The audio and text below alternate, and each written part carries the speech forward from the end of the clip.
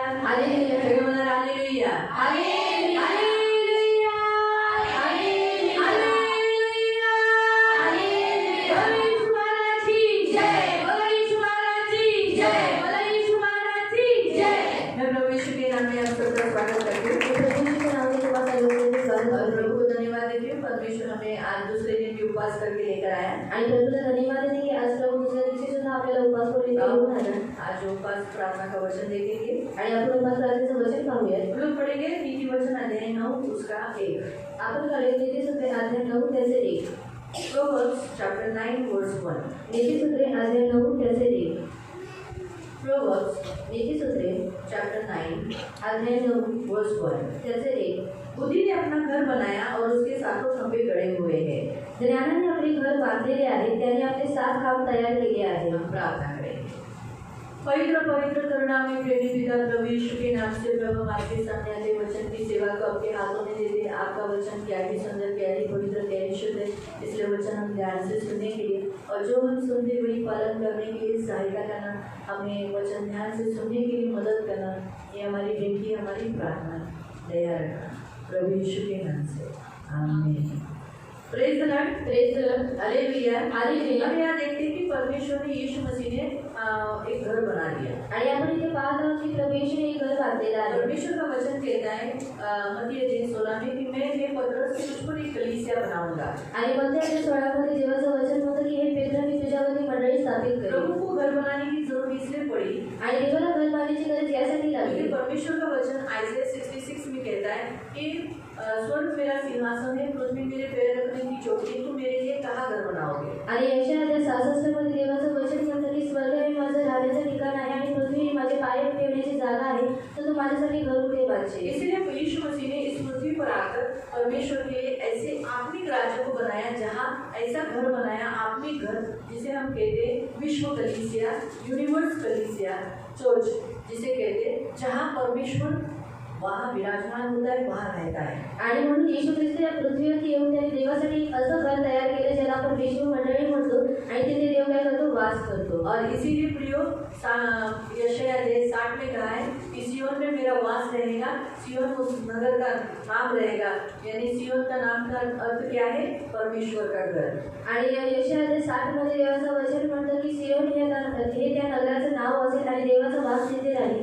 आणि म्हणजे सियोन याचं नावाचा अर्थ है कि देवाचं ठिकाण। परमेश्वर आत्मा है आणि देव आत्मा आहे, इसीलिए उसे आत्मिक ही बातें चाहिए आणि म्हणून त्याला आत्मिक गोष्टी हव्या। इसीलिए यीशु मसीह ने आत्मिक एक ऐसा कलीसिया बनाया जिसे सारे संसार में, पूरे विश्व में, पूरे जग में वो कलीसिया है, वो एक कलीसिया है जिसमें हम सब उसके हैं और परमेश्वर वहाँ का अथॉरिटी है, परमेश्वर वहाँ रहता है। आणि म्हणून येशू ख्रिस्ताने एक अशी मंडळी स्थापित केली जी विश्व मंडळी आपण म्हणायला देतो आणि देव तिचा अधिकारी आहे आणि देवाच्या हाताखाली सर्व नियंत्रण आहे। तुम्ही परमेश्वर ने स्थानिक कलीसिया क्यों बनाई आणि देवाने स्थानिक मंडळी का बांधली, हमारे लिए आणि आपल्यासाठी। हम आत्मिक नहीं है ना, आणि आपण आत्मिक नहीं, हमें शरीर है आणि आपल्याला शरीर आहे। हम शारीरिक दृष्टिकोण से देखते हैं आणि आपण शारीरिक दृष्टिकोनातून पाहतो। इसीलिए हमें शरीर के अनुसार हमें एक ऐसा घर चाहिए जिसमें हम उठ सकते हैं, बैठ सकते हैं, रह सकते हैं। आणि म्हणून शरीरानुसार आपल्याला एक असं घर हवं आहे जिथे आपण बसू शकतो, उठू शकतो आणि तिथे जाऊ शकतो। इसीलिए जब परमेश्वर ने सबसे पहला इस्तेमाल किया पतरस को, आणि म्हणून देवाने सर्वात पहिले वापर केला पेत्राचा। पतरस ने जैसे पवित्र आत्मा आया और पेंटिकोस्त के दिन में 50वें दिन में पवित्र आत्मा आया आणि जसं पेंटिकोस्त के दिवशी 50व्या दिवशी जसं देवाचा आत्मा आला, पतरस उन सभीयों के बीच में खड़ा होकर उसने प्रचार किया आणि पेत्र त्या सर्वांच्या मध्ये उभा राहून त्याने प्रचार केला। और क्या हुआ, उस दिन से कलीसिया बनी आणि काय झालं, त्या दिवसापासून मंडळी बनली। उस समय से कलीसिया स्थापित हो गई आणि त्या दिवसापासून मंडळी स्थापित झाली। उस कलीसिया में आने वाले लोगों की यीशु मसीह क्या करने लगा, बढ़ती करने लगा आणि त्या मंडळीमध्ये येणाऱ्या लोकांची यीशु ख्रिस्त काय करू लागला, वाढ करू लागला। उस घर को एक परमेश्वर ने नाम दिया जिसे कहते हैं कलीसिया। बाइबल में उसका नाम है कलीसिया, इंग्लिश में उसे चर्च बोलते, मराठी में उसे मंडळी बोलते हैं। आणि त्या घराला देवाने एक नाव दिलं, तिला आपण हिंदीमध्ये कलीसिया म्हणतो, मराठीमध्ये मंडळी म्हणतो आणि इंग्लिशमध्ये आपण तिला चर्च म्हणतो। तो फिर चर्च का मतलब क्या है आणि चर्चचा अर्थ काय आहे, जहाँ सारे मसीही लोग एकत्रित होते हैं आणि जिथे सर्व ख्रिस्ती लोक एकत्रित होतात और एकत्रित होकर रहते हैं, चलते हैं, फिरते हैं, खाना खाते हैं, वो जगह पर आणि एकत्रित होऊन ती लोक राहतात, चालतात, फिरतात आणि जेवतात, त्या ठिकाणी उनके बीच में यीशु रहना आणि त्यांच्यामध्ये येशू राहणं, उसका अर्थ है चर्च। आणि त्याचा अर्थ आहे चर्च। चर्च का मीनिंग जहाँ कलीसिया के लोग एकत्रित होते हैं, आणि चर्चचा अर्थ आहे जिथे मंडळीचे लोक एकत्रित होतात। जहाँ हमें घर बोला तो अकेला रहते हैं क्या? आणि घर म्हटलं तर लोक एकटे राहतात का? दिन भर सुबह से जो निकले काम भी करके वापस कहाँ एकत्रित होते हैं? आणि अपने घर में।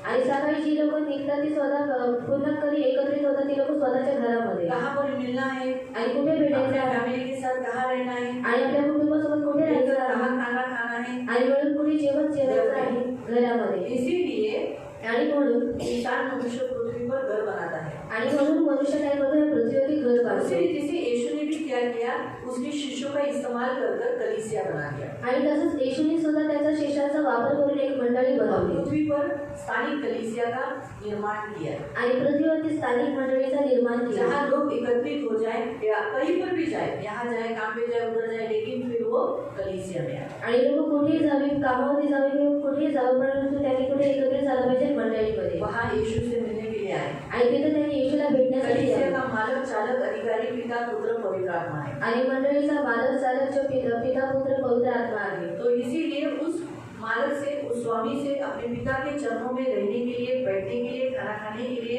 कलीसिया का हर एक व्यक्ति वहाँ पर आए। आणि त्या मालकाशी, त्या स्वामीशी आणि त्या पित्याच्या चरणावरती बसण्यासाठी आणि संगती करण्यासाठी प्रत्येक मनुष्याने काय केलं पाहिजे, मंडळीमध्ये यायला पाहिजे। इसीलिए प्रभु ने स्थानिक कलीसिया बनाई। आणि म्हणून येशूने स्थानिक मंडळी बनवली। तो प्रियो, वहाँ पर विश्वासी लोगों का समूह हो जाता है। आणि तिथे ख्रिस्ती लोकांचा समूह बनतो। आज तो अन्य जाति लोग यहाँ आते हैं, आणि इथे अन्य जाती लोक येतात का? मूर्ति पूजक लोग आते हैं। आणि मूर्तिपूजक लोक येतात। जिन लोगों ने यीशु को विश्वास किया है, आणि ज्या लोकांनी येशूवरती विश्वास ठेवलेला वो आहे, यहाँ आते हैं आणि तीच लोक इथे और येतात। एकत्रित होकर वो आराधना करते हैं, आणि एकत्रित होऊन ती लोक आराधना भक्ति करतात, करते हैं, भक्ती करतात, शिक्षा देते हैं, आणि शिक्षा घेतात, वचन देते हैं। वचन घेतात। जाएंगे प्रेरितों के काम में। आणि आपण जाऊया प्रेषितांच्या कृत्यांमध्ये। प्रेरितों के काम में प्रेषितांची कृत्ये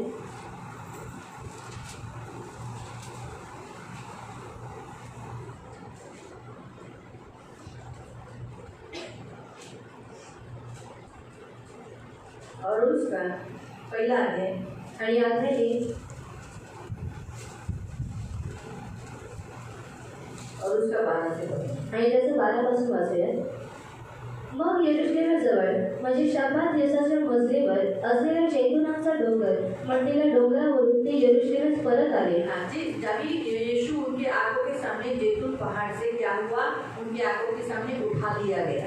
आणि येशू त्यांच्या डोळ्यासमोरून जैतून डोंगरावरून उचलण्यात आला। और जब वो उठा लिया गया, आणि जेव्हा तो उचलण्यात आला, हम लोग वापस रिटर्न कहाँ आ रहे थे? उस अटारी में आ रहे थे जहाँ प्रभु यीशु ने प्रभु भोजन दिया। आणि ती लोक फिरून कुठे येत होते? त्या मजल्यावर येत होते जिथे येशू ख्रिस्ताने प्रभू भोजन घेतलेलं। अब उनके साथ कितने लोग हैं, यहाँ संख्या बताई है। आणि आता त्यांच्यासोबत किती लोक आहेत त्याची संख्या इथे देण्यात आलेली आहे। आणि आल्यावर ते माडीवरच्या एका खोलीत गेले। तेथे पेत्र, योहान, यूहन्ना, याकूब, आंद्रियास, फिलिप्पियुस, थोमा, बर्तलोय, अल्फीचा मुलगा याकूब, शिमोन झिलोट व याकोबाचा मुलगा यहूदा हे राहत होते। कितने हो गए? आणि किती लोक आहेत? 11। कितने लोग हो गए? आणि किती लोक झाले? कितने लोग हो गए? किती लोक झाले? 11 शिष्य। आणि प्रेरित थे। आगे हे सर्व जण आणि त्यांच्या संग कित्येक स्त्रिया। कितनी सी है, प्रत्येक यानी यहाँ कितनी बताए नहीं है क्योंकि वो ज्यादा थी।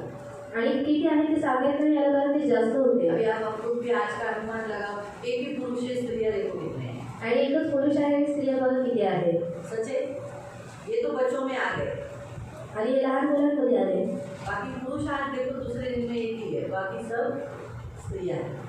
तो वैसे ही हम देखते स्त्रियाँ उस समय ज्यादा थी। आणि त्यावेळेला सुद्धा स्त्रिया जास्त होत्या। येशूची आई मरिया व त्याचे भाऊ, उसमें स्पेशल बताया गया है इतने लोगों के बीच में यीशु की माँ भी थी व त्याचे भाऊ एकचित्ताने प्रार्थना उसके भाई लोग भी थे। हम देखते हैं टोटल कितने लोग थे, 120 के लगभग वो लोग थे। आणि टोटल ते लोक 120च्या लगभग होते। हाँ, क्योंकि प्रियो हम उनकी संख्याओं को आगे बताया गया है कि वो लोग क्या कर रहे थे। 120 लोग वहाँ एकत्रित होकर क्या कर रहे थे, प्रार्थना कर रहे थे। आणि 120 लोक तिथे एकत्रित होऊन ते लोक प्रार्थना करत होते। 15 वचन आणि 15 वचन, त्या दिवसात पेत्र बंधू वर्गामध्ये सुमारे 120 माणसांच्या जमावामध्ये उभा राहून म्हणाला, कितने लोग थे? 120। अभी ये 120 लोग जब दूसरे अध्याय में हम जाएंगे, आणि दुसऱ्या अध्यायामध्ये आपण जाऊया। जब ये 120 लोग जब मिलकर प्रार्थना कर रहे थे, आणि जेव्हा 120 लोक जेव्हा मिळून प्रार्थना करत होते पवित्र आत्मा उन पर आया, आणि पवित्र आत्मा त्यांच्यावरती आला उसने उनको प्रीचिंग किया, आणि पेत्राने त्यांचा प्रचार केला और उसके कारण से क्या हो गया? आणि त्या कारणामुळे काय झालं 37 वचन आणि 37 वचन वाचले 2 का 37 आणि 2:37 हे ऐकून त्यांच्या अंतःकरणास चुटपुट लागली आणि ते क्या लिखा? उनके हृदय छीन गए, उनका हृदय वो टच हो गया। यानी हमने क्या किया? हमने यीशु को क्यों क्रूस पर चढ़ाया? ऐसा इवन हम अभी क्या करना चाहिए, अभी क्या होना चाहिए उनके हृदय को? क्योंकि उसका जो प्रीचिंग था, वो प्रीचिंग सुनने से वो सभी लोग कैसे हो गए? उनका हृदय हिल गया। तो कलीसिया में सबसे पहला पॉइंट ये होना चाहिए, प्रीचिंग। आणि मंडळीमध्ये सर्वात पहिला मुद्दा हा असला पाहिजे ऐसा प्रचार। प्रचार होना चाहिए जिससे लोगों के हृदय क्या होने चाहिए? छिद जाने चाहिए। आणि असा प्रचार झाला पाहिजे की लोकांच्या हृदयाला ते स्पर्श केला झाला जैसे पाहिजे। मैंने कल के जो शाम की प्रार्थना में बताया था कि एक भाई को सिर्फ उदाहरण बोलकर पकड़ा, आणि जसं संध्याकाळच्या मंडळीमध्ये काल सांगितलेलं की एका भावाला फक्त उदाहरणामध्ये पकडलं लेकिन वो ओरिजिनलिटी वो उसके जीवन में था, आणि ते खरोखर त्याच्या जीवनामध्ये होतं, लेकिन उसे वो जो उदाहरण पकड़ा, लेकिन उसे वो टच हो गया, उसे बहुत बुरा लगा, शर्मिंदगी आई और उसने वो पाप छोड़ दिया। आणि जे वचन मी घेतलेलं त्याला स्पर्श झाला आणि त्याला लाज वाटली आणि त्याने ते पाप सोडलं। अक्सर लोगों को क्या होता है? आणि नेहमी लोकांना काय होतं, देखते देखते प्रीचिंग सुनते सुनते ऐसे बोलते हैं, ये तो बोला होगा आणि प्रचार ऐकता ऐकता ते लोक म्हणतात कोणीतरी सांगितलं असेल बीवी तो नहीं बोली, आणि माझ्या बायकोनी तर नाही सांगितलं। अंदर से वो सोच हंस के विस्के मेरी बीवी नहीं, इसको कैसे मानना?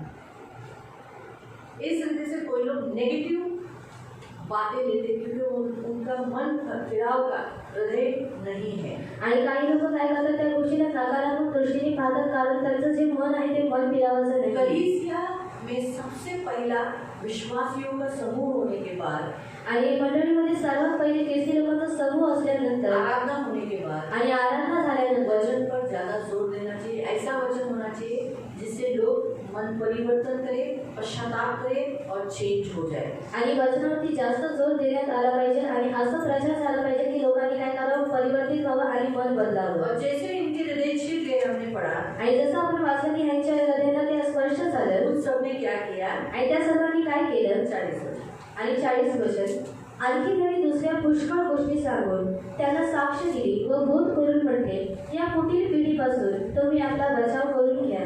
तेव्हा ज्यांनी त्याचा संदेशाचा स्वीकार केला, जितनों ने वचन ग्रहण किया, याद रखो, जितनों ने वचन ग्रहण किया त्यांचा बपतिस्मा झाला उन्होंने बपतिस्मा लिया। आणि त्या दिवशी त्यांच्यात सुमारे 3000 माणसांची भर पडली। कितने लोग उनमें जमा हो गए?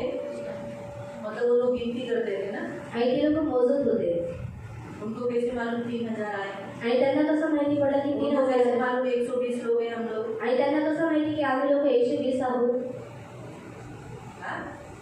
ये लोग मोजत होते ना। और वो लोग गीत रहे थे। इसका मतलब है कलीसिया के जो प्रेरित होते हैं, सेवक होते हैं, उन्होंने संख्या गिननी चाहिए। आणि ह्याचा अर्थ असा आहे की जे मंडळीचे जे प्रेषित असतात, जे सेवक असतात, त्यांनी संख्येला मोजलं पाहिजे इसलिए गिननी चाहिए आणि यासाठी मोजलं पाहिजे। कलीसिया प्रभु की है और प्रभु उसकी कलीसिया बढ़ाता है। आणि मंडळी ही देवाची आहे आणि देव काय करतो, त्याच्या मंडळीला वाढवतो बढ़नी चाहिए आणि वाढली पाहिजे। प्रभु ने क्या कहा? आणि प्रभूने काय मैं तुझ पर म्हटलं, एक कलीसिया बनाऊंगा आणि मी तुझ्यावरती एक मंडळी स्थापित करेन अधलोक के फाटक प्रबल नहीं होंगे। आणि त्याच्यावरती अधोलोकाचे फाटक प्रबल होणार नाही। अधलोक के फाटक प्रबल नहीं होंगे मतलब क्या करो होगा? आणि अधोलोकाचे फाटक त्याच्यावरती प्रबल होणार नाहीत म्हणजे काय होईल, मतलब म्हणजे चर्च में संख्या मैं बढ़ाऊंगा, आणि चर्च मधली जी संख्या आहे तिला मी वाढवेन मैं प्रोटेक्ट करूंगा, आणि मी तिला संरक्षण उन्हें देईन सुरक्षा दूंगा, आणि मी त्यांना संरक्षण उन्हें देईन संभालूंगा, आणि त्यांना सांभाळून उन्हें ठेवेन, बचाऊंगा, त्यांना वाचवून मैं उन्हें ठेवेन बनाऊंगा आणि मी त्यांना और मैं बनवेन उन्हें बढ़ाऊंगा। आणि मी त्यांना वाढवेन। इसीलिए आणि यासाठी कलीसिया हारेगी नहीं, आणि मंडळी हारणार नाही परंतु वो बढ़ेगी। आणि ती वाढेल। इसलिए यरूशलेम में जब कलीसिया बनी, आणि जेव्हा यरूशलेममध्ये मंडळी बनली परमेश्वर ने क्या किया? आणि देवाने काय केलं?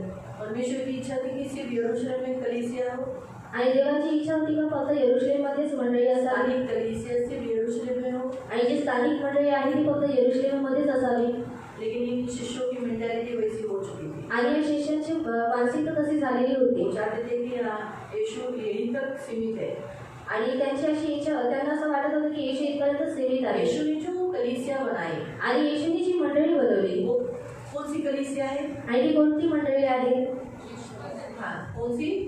विश्व कलीसिया। आणि आणि स्थानिक कलीसिया सिर्फ वही भाग में रहनी चाहिए यरूशलेम में, आणि स्थानिक मंडळी पण त्याच यरूशलेममध्येच राहिली पाहिजे का? फिर वो कैसी होनी चाहिए? आणि मग ती कशी असली पाहिजे?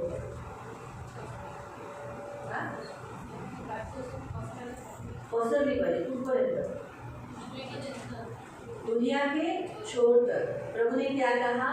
तुम जाकर सुसमाचार सुनाओ। उन्हें कहाँ तक बताया है? तुम मेरे गवाह हो। आणि कुठपर्यंत सांगितले की तुम्ही माझे साक्षीदार आहात? हाँ? यरूशलेम, यहूदिया, सामरिया और पृथ्वी के छोर, यानी विश्व हुआ। दुनिया के छोर मतलब कलीसिया कहाँ तक बढ़ाना है? आणि जगाच्या शेवटापर्यंत म्हणजे जी मंडळी आहे तिला कुठपर्यंत वाढवायची आहे?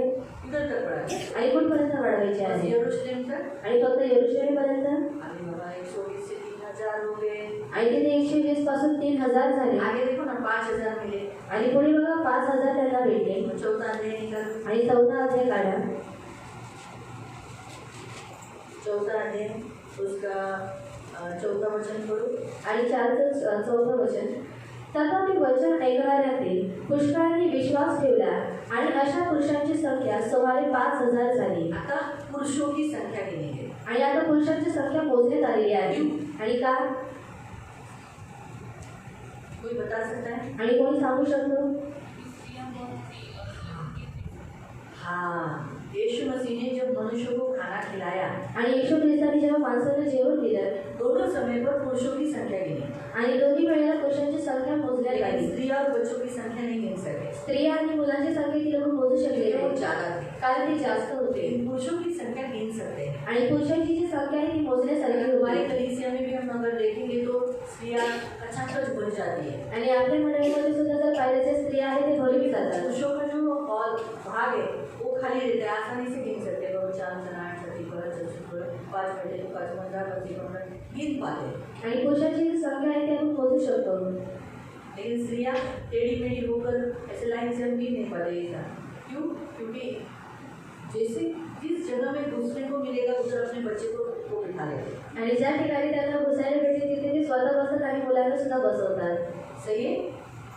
मतलब उस समय भी हम देखते हैं कि अभी परमेश्वर ने इतना कलीसिया बढ़ाया कि उस समय पुरुषों की संख्या 5000 हुई। आणि आपण पाहतो की देवाने त्यावेळेला एवढी संख्या वाढवली की ती जी संख्या होती पुरुषांची ती 5000 होती। तो स्त्रियां और बच्चे बहुत हो गए, आणि स्त्रिया आणि जी मुलं आहेत ती खूप झाली काफी हो गए ना।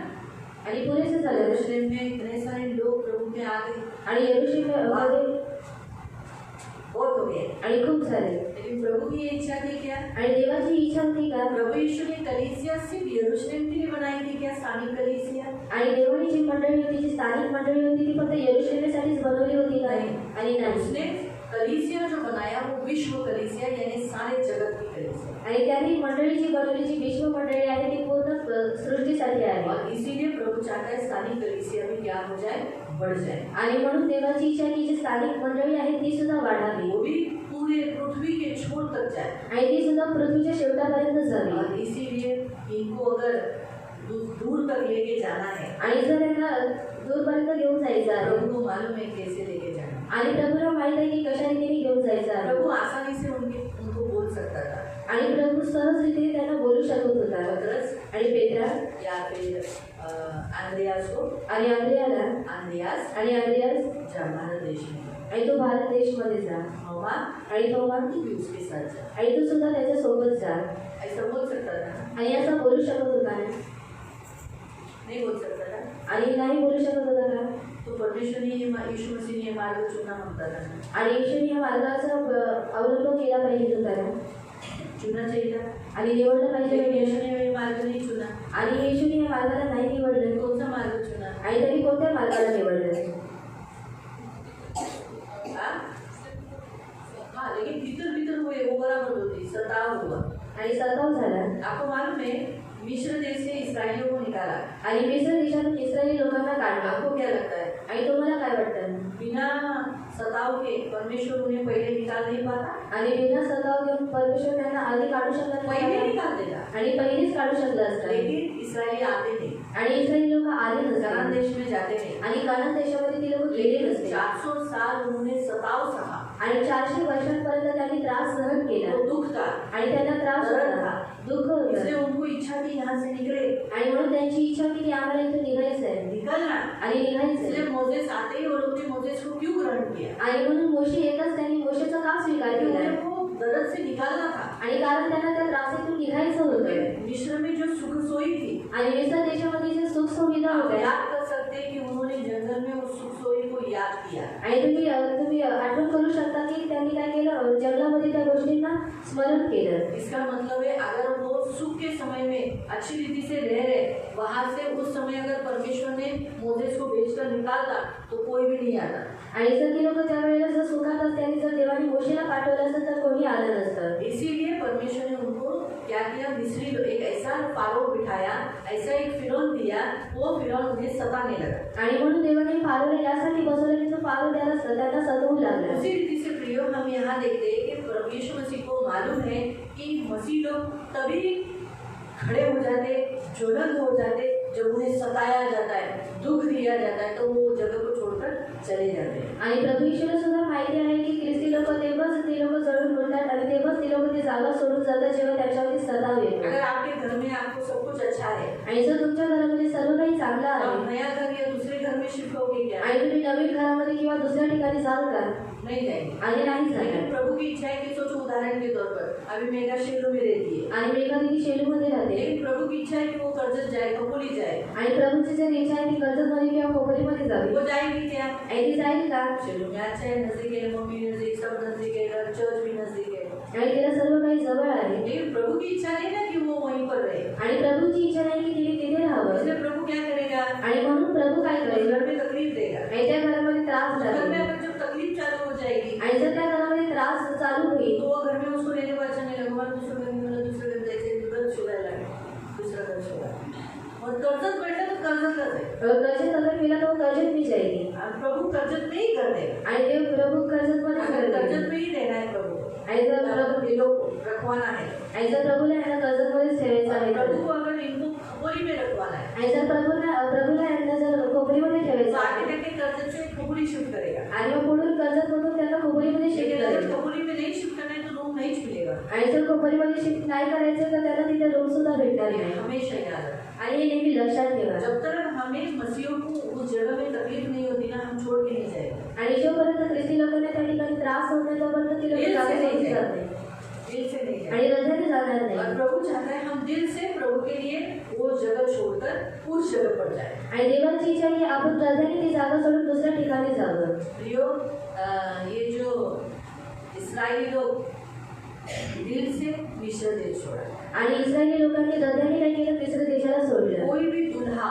आणि कोणीही वर कभी नहीं चाहेगा कि उसकी बीवी बोझ से, उसकी इच्छा नहीं है और किसी दबाव से वो मेरे साथ आ रही है।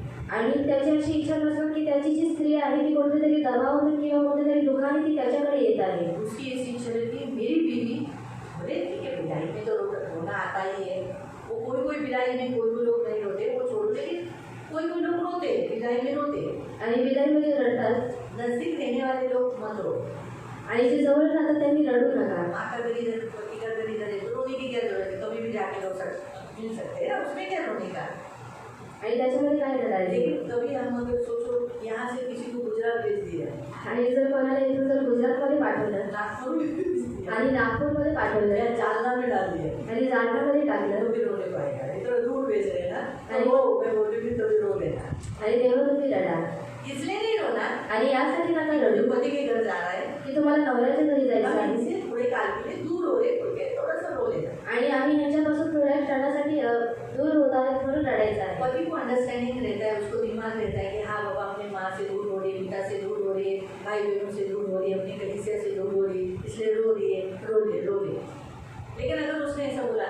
रो रही है? ठीक है, रह गए। क्या सिचुएशन हो गया ना वो? मुझे बहुत दुख हो रहा है तुझे देखते हुए। मुझे दिखा मुझे बहुत दुख हो रहा है, तू इतनी रो रही है। एक काम है, तू भी माँ के साथ। वो क्या बोलेगी?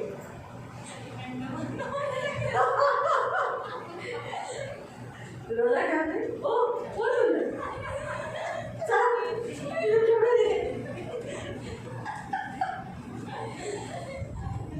आज एक सीन होना चाहिए। अगर ऐसे कोई शादी में हो गया, आपने सोचो चर्च में, तो ये वचन याद रखना।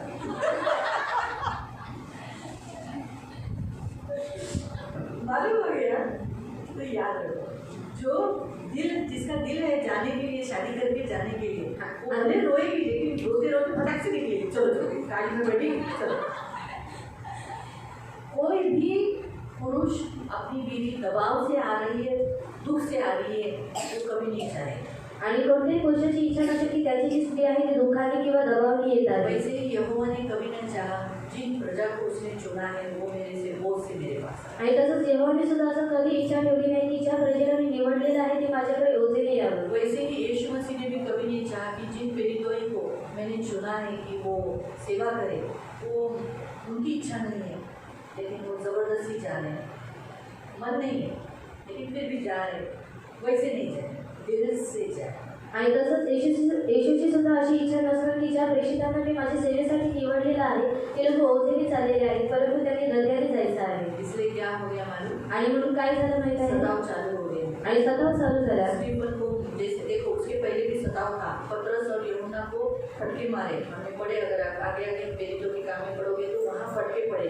आणि पेत्राने यूहन्नाला फटके मारण्यात आले, उसमें भी वो लोग सुख हो गए। धन्यवाद, आणि त्याच्यामध्ये सुद्धा त्यांनी धन्यवाद दिला। थैंक यू, आणि धन्यवाद, तेरे लिए हमें फटके पड़े। आणि तुझ्यासाठी आम्हाला फटके बसतायत। यीशु ने देखा ऐसा, आणि येशूने फिर ये काय बाहर नहीं निकले।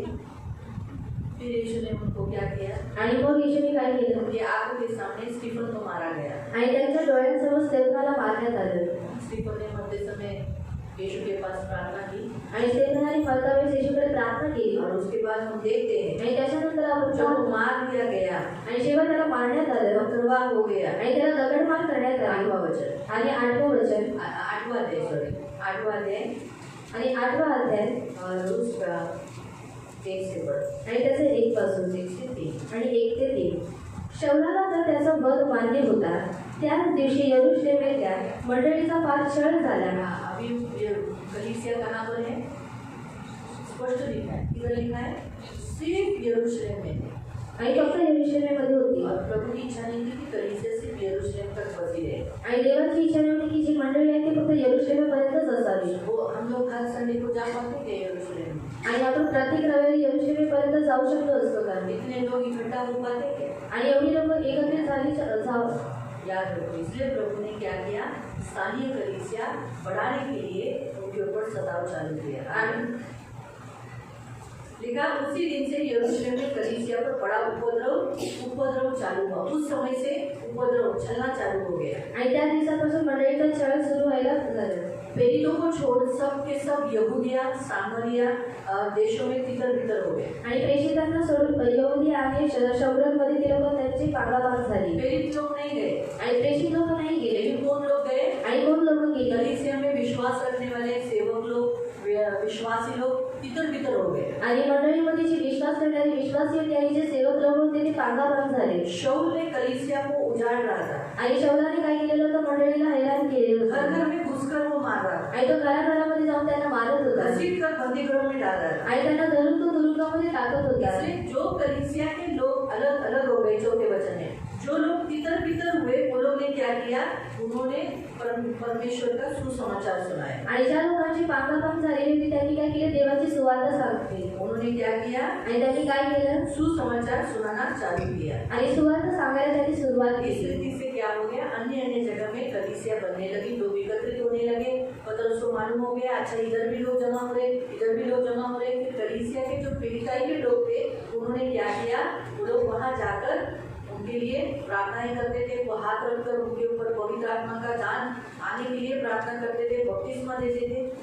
आणि यामुळे काय झालं मंडळी दुसरीकडे पण स्थापित झाले आणि जे प्रेषित लोक होते तिथे जाऊन ते काय करायचे लोकांवरती हात ठेवायचे त्यांना पवित्र आत्मा द्यायचा आणि पवित्र आत्माचं दाब द्यायचे लेकिन ये सिर्फ सामरिया तक हुआ, आणि हे फक्त सामान्यपर्यंत झाले लेकिन जगत के छोर तक आणि पृथ्वीच्या शेवटापर्यंत होना जरूरी था ना। आणि होणं गरजेचं उसके होतं पहले सारे लोगों को जो प्रेरिताइयों को उनको अलग अलग जगह, सिर्फ पतरस ही है जो इसमें यरूशलेम में रहा, बाकी सारे प्रेरित अलग अलग जगह पर चले गए। आणि पेट्रोस स्वतः यरूशलेममध्ये राहिला बाकीचे जे प्रेषित होते ते प्रत्येक वेगवेगळ्या ठिकाणी गेले आंद्रियास और थोमा हमारे भारत देश में आया, आणि आंद्रियास आणि जे थोमा होता तो आपल्या भारत देशामध्ये आला आंद्रियास थोड़े काल ही रहा, वो चला गया। आणि आंद्रियास थोड्या काळापर्यंत राहिला तो निघून गेला मेन हमारा थॉमस हमारे भारत देश में आया। आणि मेन जो आला तो थोमा आपल्या भारत देशामध्ये आला बहुत लोगों को गलत फहमी है कि जो क्रिश्चियन जो चर्च क्रिश्चियनिटी जो इंडिया में है वो अभी अभी बनी है, आणि खूप लोकांना गैरसमज आहे की भारतामध्ये जे ख्रिस्ती लोक आहेत ते आता आता तयार झालेले आहेत अभी लगभग 2000 साल हो गया हमारे भारत देश में क्रिश्चियनिटी है। आणि लगभग 2000 वर्ष झालेले आहेत की आपल्या भारत देशामध्ये ख्रिस्तीयपणा आहे याद रखो, मालूम हुआ?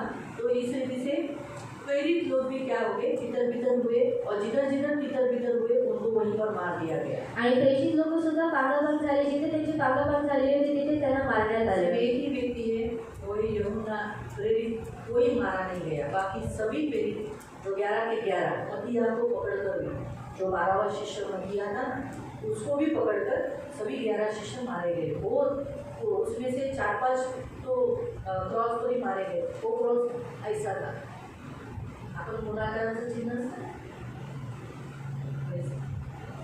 ऐसे टाइप में क्रॉस, अलग अलग टाइप में, बहुत बुरी रीति से किसी को यूहन्ना को तो गर्म तेल में डाला था, आणि यहोवाला गरम तेलामध्ये टाकले इसमें से बच गया। बहुत कुछ, यानी बहुत प्रेरिताइयों की लाइफ में बहुत कुछ हो, आणि प्रेषितांच्या जीवनामध्ये खूप सारे लेकिन समस्या छल आल्या क्यों आया, आणि छळ का आला दुख क्यों आ रहा है, आणि दुःख का आलं दर्द क्यों हो रहा है, आणि त्रास का होत ताकि आहे ये अलग जगह में जाकर प्रभु का सेवा करें। आणि ह्या लोकांनी वेगळ्या ठिकाणी जाऊन देवाची सेवा करावी जैसे आज विश्व कलीसिया यूनिवर्स चर्च जो दिखाई नहीं देता है, आणि आज जी विश्व मंडळी आहे जी आपल्याला दिसण्यात नाहीये हाँ, लेकिन जो उसके अगेंस्ट कोई भी फाटक प्रबल नहीं हो गए, आणि त्याच्या विरोधामध्ये कोणतेही पाठक प्रबल होणार उसी नाही रीति से स्थानिक कलीसिया भी आज सारे जगत के छोड़ कर है। आणि त्याच रीतीने जी स्थानिक मंडळी आहे ती पृथ्वीच्या शेवटापर्यंत आज आहे इस संसार में ऐसा कोई भी भाग नहीं जहाँ चर्च नहीं है। आणि आज या जगामध्ये असा कोणताही भाग नाही जिथे अशी मंडळी यहाँ नाही तक कि मुस्लिम कंट्री में भी चर्चेस है, आणि मुस्लिम देशामध्ये सुद्धा मंडळी आहे जिस चाइना में भी चर्च है। आणि चायनामध्ये सुद्धा मंडळी आहे चाइना में छुप छुप के भी बहुत सारे प्रेयर होते हैं, आणि चायनामध्ये खूप सारे लपून लपून लेकिन प्रार्थना जो होतात रजिस्टर्ड चर्च है वहाँ पर भी मिलकर एकत्रित होकर प्रार्थनाएं होती हैं। आणि जे रजिस्टर चर्च आहे तिथे सुद्धा एकत्रित होऊन प्रार्थना करण्यात कहने येते का उद्देश्य प्रियो, आज ऐसे असल जो देश है, अभी कितने देश है, मेरा गूगल कमजोर है, आप सब पूरा जगत बोल सकते हैं, अभी सब देशों के मेरे नाम बाय हार्ट नहीं है, हाँ 200 से ज़्यादा है, तो इतने देश है पूरे जगत में, उतने सारे देशों में आज चर्चेस हैं। आणि तेवढ्या सर्व देशांमध्ये आज मंडळी आहेत याद रखो, आणि लक्षात ठेवा मालूम हुआ? मैं आपको बताती हूँ कि कहीं पर भी अगर मसीह लोगों को स्थानीय कलीसिया को सताव हुआ, आणि जर कुठेही स्थानिक मंडळीचा सताव झाला वो देश से कभी भी पूरी चर्च मिट नहीं जाएगी। आणि त्या ठिकाणी पूर्ण जे चर्च आहे ते पेटून जाणार त्या नाही देशात, स्टेटमधून नाही बोली, देशात, आणि देशात उस देश से कभी भी कलीसिया मिटेगी नहीं, आणि त्या देशातून कधी जी मंडळी आहे ती भेटणार नाही क्योंकि ऑलरेडी प्रभु ने कहा है कि क्या कहा है कि जगत के अधलोक के फाटक उस कलीसिया पर प्रबल नहीं हो। आणि प्रभूने पहिलेच सांगितलेले आहे की जे अधोलोकाचे जे पाठक आहे ते मंडळीवरती कधी प्रबल होणार नाही मालूम हुआ? तो इसलिए प्रियो, आज हमारा परमेश्वर हमें एक खास सिखाता है कि कलीसिया होने के बाद कलीसिया में संख्या बढ़नी चाहिए, क्योंकि कलीसिया बढ़ाना है प्रभू, और इसे कलीसिया के लोगों ने, पासवानों ने, लीडर्स ने उसकी संख्या गिननी चाहिए। आणि मंडळी झाल्यानंतर देव काय करतो, मंडळीची संख्या वाढत आणि जे प्रेषित आहेत आणि जे सेवक आहेत त्यांनी काय केले पाहिजे, मंडळीची संख्या मोजली पाहिजे कलीसिया में ये बातें होनी चाहिए। 2:42 आणि मंडळीमध्ये ह्या गोष्टी झाल्या पाहिजेत 2:48 नहीं 42 आणि 42 ते प्रेषितांच्या शिक्षणात आणि सहवासात भाकर फोडण्यात व प्रार्थना करण्यात तत्पर असत. क्या लिखा है? वो प्रेरितों की शिक्षा लेने के लिए, यानी मैंने पहले ही बताया कि चर्च में वचन बड़ा इम्पोर्टेंट होता है. आणि मंडळीमध्ये वचन हे फार महत्त्वाचं असतं. वचन में कोई भी तड़जोड़, कोई भी मिलावट नहीं करना है. आणि वचनामध्ये कोणती तडजोड किंवा भेसळ नाही करायची. इसलिए प्रियो बहुत जरूरी है. आज प्रभु हमें चाहता है कि हम क्या करें, हम कलीसिया में सही रीति से वचन सिखाएं. आणि म्हणून देवाची इच्छा आहे की आपण मंडळीमध्ये योग्य रीतीने वचनाचा प्रचार करावा. किसी को अच्छा नहीं लगा कोई बात नहीं, लेकिन वचन वैसे ही सिखाएं. आणि कोणाला नाही आवडलं काही गोष्ट नाही, परंतु वचन जसं आहे तसंच शिकवण्यात कुछ यावं. लोग मन के अंदर से बोलेंगे, कुछ लोग अभी ये तो प्रभु की स्तुति हो, हम लोग किसी को अलाउ नहीं करते बोलने के लिए बीच में, इसीलिए वो अच्छा है. तो कोई चर्चेस में बीच में से बोलते असं कसं हे कुठं लिहिले काय केले ऐसा बोल देते, क्योंकि वो लोग प्रभु के दासों को मान नहीं देते, सम्मान नहीं देते. आणि काही मंडळांमध्ये वचन चालू असतं ते लोक मध्ये मध्ये बोलतात, कारण ते लोक काय करतात, देवाच्या दासाला मान सन्मान देत नाही. जबकि बाइबल के अनुसार हम देखते हैं कि कलीसिया के जो आधार स्तंभ, जो कलीसिया का जो खाम है, स्तंभ है, वो कलीसिया के पासवान है, प्रेषित है, लीडर्स है, ये सारे हैं. उसके साथ साथ आप भी हैं. आणि मंडळीचे जे आधारस्तंभ आहे, जे खाप आहे, ते प्रेषित आहेत, पुढारी आहेत, पास्टर आहेत आणि तुम्ही सुद्धा आहात. हम पढ़ेंगे उस वचन को. कल तो मालूम है ना वचन दिया था कलीसिया के प्रेरित आधार की, कलीसिया के क्या है, स्थानीय कलीसिया के क्या है, खंबे हैं, आधार स्तंभ है. पढ़ेंगे कि आप भी प्रभु के चर्च के क्या है, खाम हो. आणि तुम्ही सुद्धा देवाच्या मंडळीचे खाप आहात. पढ़ेंगे कि रेवलेशन आणि प्रकटीकरण 3 अध्याय 3 उसका 12. आणि त्याचं 12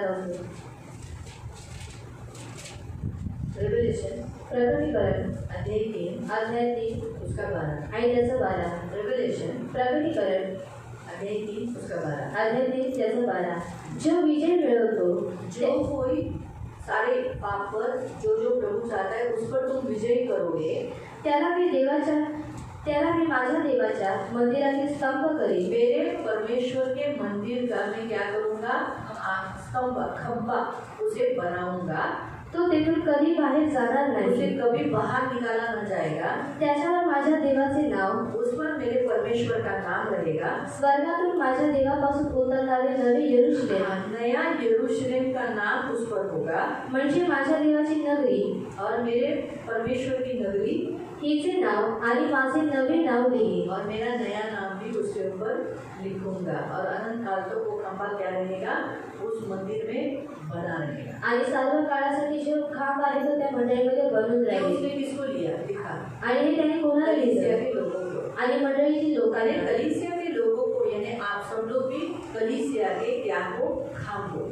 आणि मंडळीतील लोकांना म्हणजे तुम्ही सर्व सुद्धा काय आहेत, मंडळीचे खांब आहात. हाँ, अभी वो खाम कौन है, जैसे मैं आपको सबसे पहले ये बात बता रही हूँ. खाम जो होता है, खंबा का काम क्या है मालूम, आणि खांबाचं काम काय आहे, जो स्ट्रक्चर जो बनाया गया है और ऊपर जो दीवार है उसको आधार देना, संभाले रखना. आणि जे स्ट्रक्चर बनवण्यात आलेलं आहे आणि जी भिंत आहे त्याला आधारस्तंभ देऊन त्याला बनवून ठेवलं. मालूम हुआ, जो ये दीवार बनाई है, आणि ही जी भिंत बांधण्यात आलेली आहे, ये जो खाम, इधर जो पिलर दिए गए हैं, आणि ही जी खांब देण्यात आलेली आहे, उसको पकड़कर ये दीवारें बनाई गई है. आणि त्याला लागून या भिंतीला बांधण्यात आलेलं आहे. खंभों ने क्या किया है, ऊपर की हुई दीवार को, ये जो ऊपर का छत है उसको भी क्या किया है, आधार दिया है, सपोर्ट किया है. आणि त्या खांबाने काय केलेलं आहे, वरतीची छत आहे तिला सुद्धा आधार दिलेला तो आहे. वैसे ही प्रियो, अगर हम इस बात को देखेंगे हमारे खुद के शरीर को भी, आणि जर आपण या गोष्टीला आपल्या स्वतःच्या शरीराबद्दल पाहिलं, तो हमारा जो रीढ़ की जो हड्डी है ना, आणि आपल्या पाठीचा जो कणा आहे, वो हमें आधार देता है, आणि तो आपल्याला आधार देतो, हमें ताकत देता है, आणि तो आपल्याला ताकद देतो, हमें खड़ा करता है. आणि आपल्याला तो उभा करतो. इसीलिए प्रियो,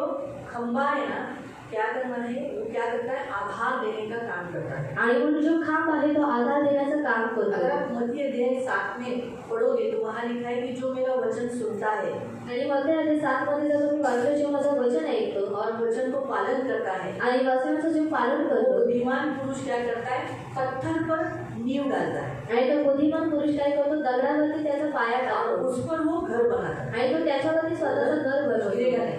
आणि म्हणजे घर पडेगा. मूर्ख क्या करता है, आणि मूर्ख काय करतो, मिट्टी पर जो वाळू जिसे देखा है उस पर घर बनाता है आणि मातीमध्ये म्हणजे जी वाळू असते तिच्यावरती स्वतःचं घर और बांधतो इसलिए वो टिकेगा नहीं, आणि म्हणून ते टिकणार नाही वो खड़ा रहेगा नहीं। आणि ते उभं राहणार तो नाही। वैसे ही प्रियो याद रखो, परमेश्वर के राज्य में परमेश्वर का खंबा कौन है, यहाँ पर मैं आपको बताती हूँ। आणि देवाच्या राज्यामध्ये जे खांब आहे ते कोण आहे मी तुम्हाला सांगत आहे। जो चर्च में आणि ज्या चर्चमध्ये नहीं, ज्या चर्च में नहीं, जो चर्च में आणि जो चर्चमध्ये खंबीर खड़ा रहता है, आणि जो मजबूत रीतीने उभा राहतो चर्च को छोड़ता नहीं है, आणि मंडळीला सोडून जात चर्च नाही मेरा चर्च बोलता है, आणि त्या मंडळीला स्वतःची मंडळी म्हणतो उसके लिए खड़ा रहकर उसके लिए लड़ता है, आणि तिच्यासाठी तो उभा राहून तिच्यासाठी तो लढतो उसको सपोर्ट करता है आणि तिला तो सहकार्य करतो और अधिकार में लेता है कि ये मेरा चर्च है। आणि अधिकारामध्ये घेतो की हा माझी मंडळी और आहे कलीसिया में प्रभाव डालता है कि मैं मसीह हूँ, ये कलीसिया मेरी है, इसका देखभाल करना मेरा काम है, इधर कुछ भी गड़बड़ी नहीं होने देना। इस रीति से एक अच्छा प्रभाव दूसरों पर डालता है आणि मंडळीमध्ये तो प्रभाव टाकतो की ही जी मंडळी आहे ती माझी आहे, त्याच्यामध्ये कोणती गडबडी झाली नाही पाहिजे अशा रीतीने तो चांगला प्रभाव टाकतो वो सत्य से चलता है, आणि जो सत्याने सत्य को चालतो सपोर्ट करता है। आणि सत्याला तो सहकार्य करतो कलीसिया के पासवानों को, प्रेरिताई को, जो लीडर थे अगुआ है उनको सपोर्ट करता है आणि चर्चमधल्या प्रेषितांना जे पुढारी आहेत त्यांना तो सहकार्य करतो और कलीसिया में आने वाले लोग अगर कोई गलत बोलता है आणि मंडळीमध्ये येणारे जर कोणी चुकीचं तो बोलतो उसको समझाता है, ऐसा नहीं, ऐसा ऐसा ऐसा करके उसको सपोर्ट करवाता है। आणि तो त्याला समजवतो आणि सहकार्य करतो वो हर व्यक्ति खंबा है चर्च का, आणि तो प्रत्येक व्यक्ती मंडळीचा खांब आहे जिस पर ये वो कलीसिया स्थानीय कलीसिया बनी है। आणि ज्याच्यावरती जी स्थानिक मंडळी आहे ती बनून राहते।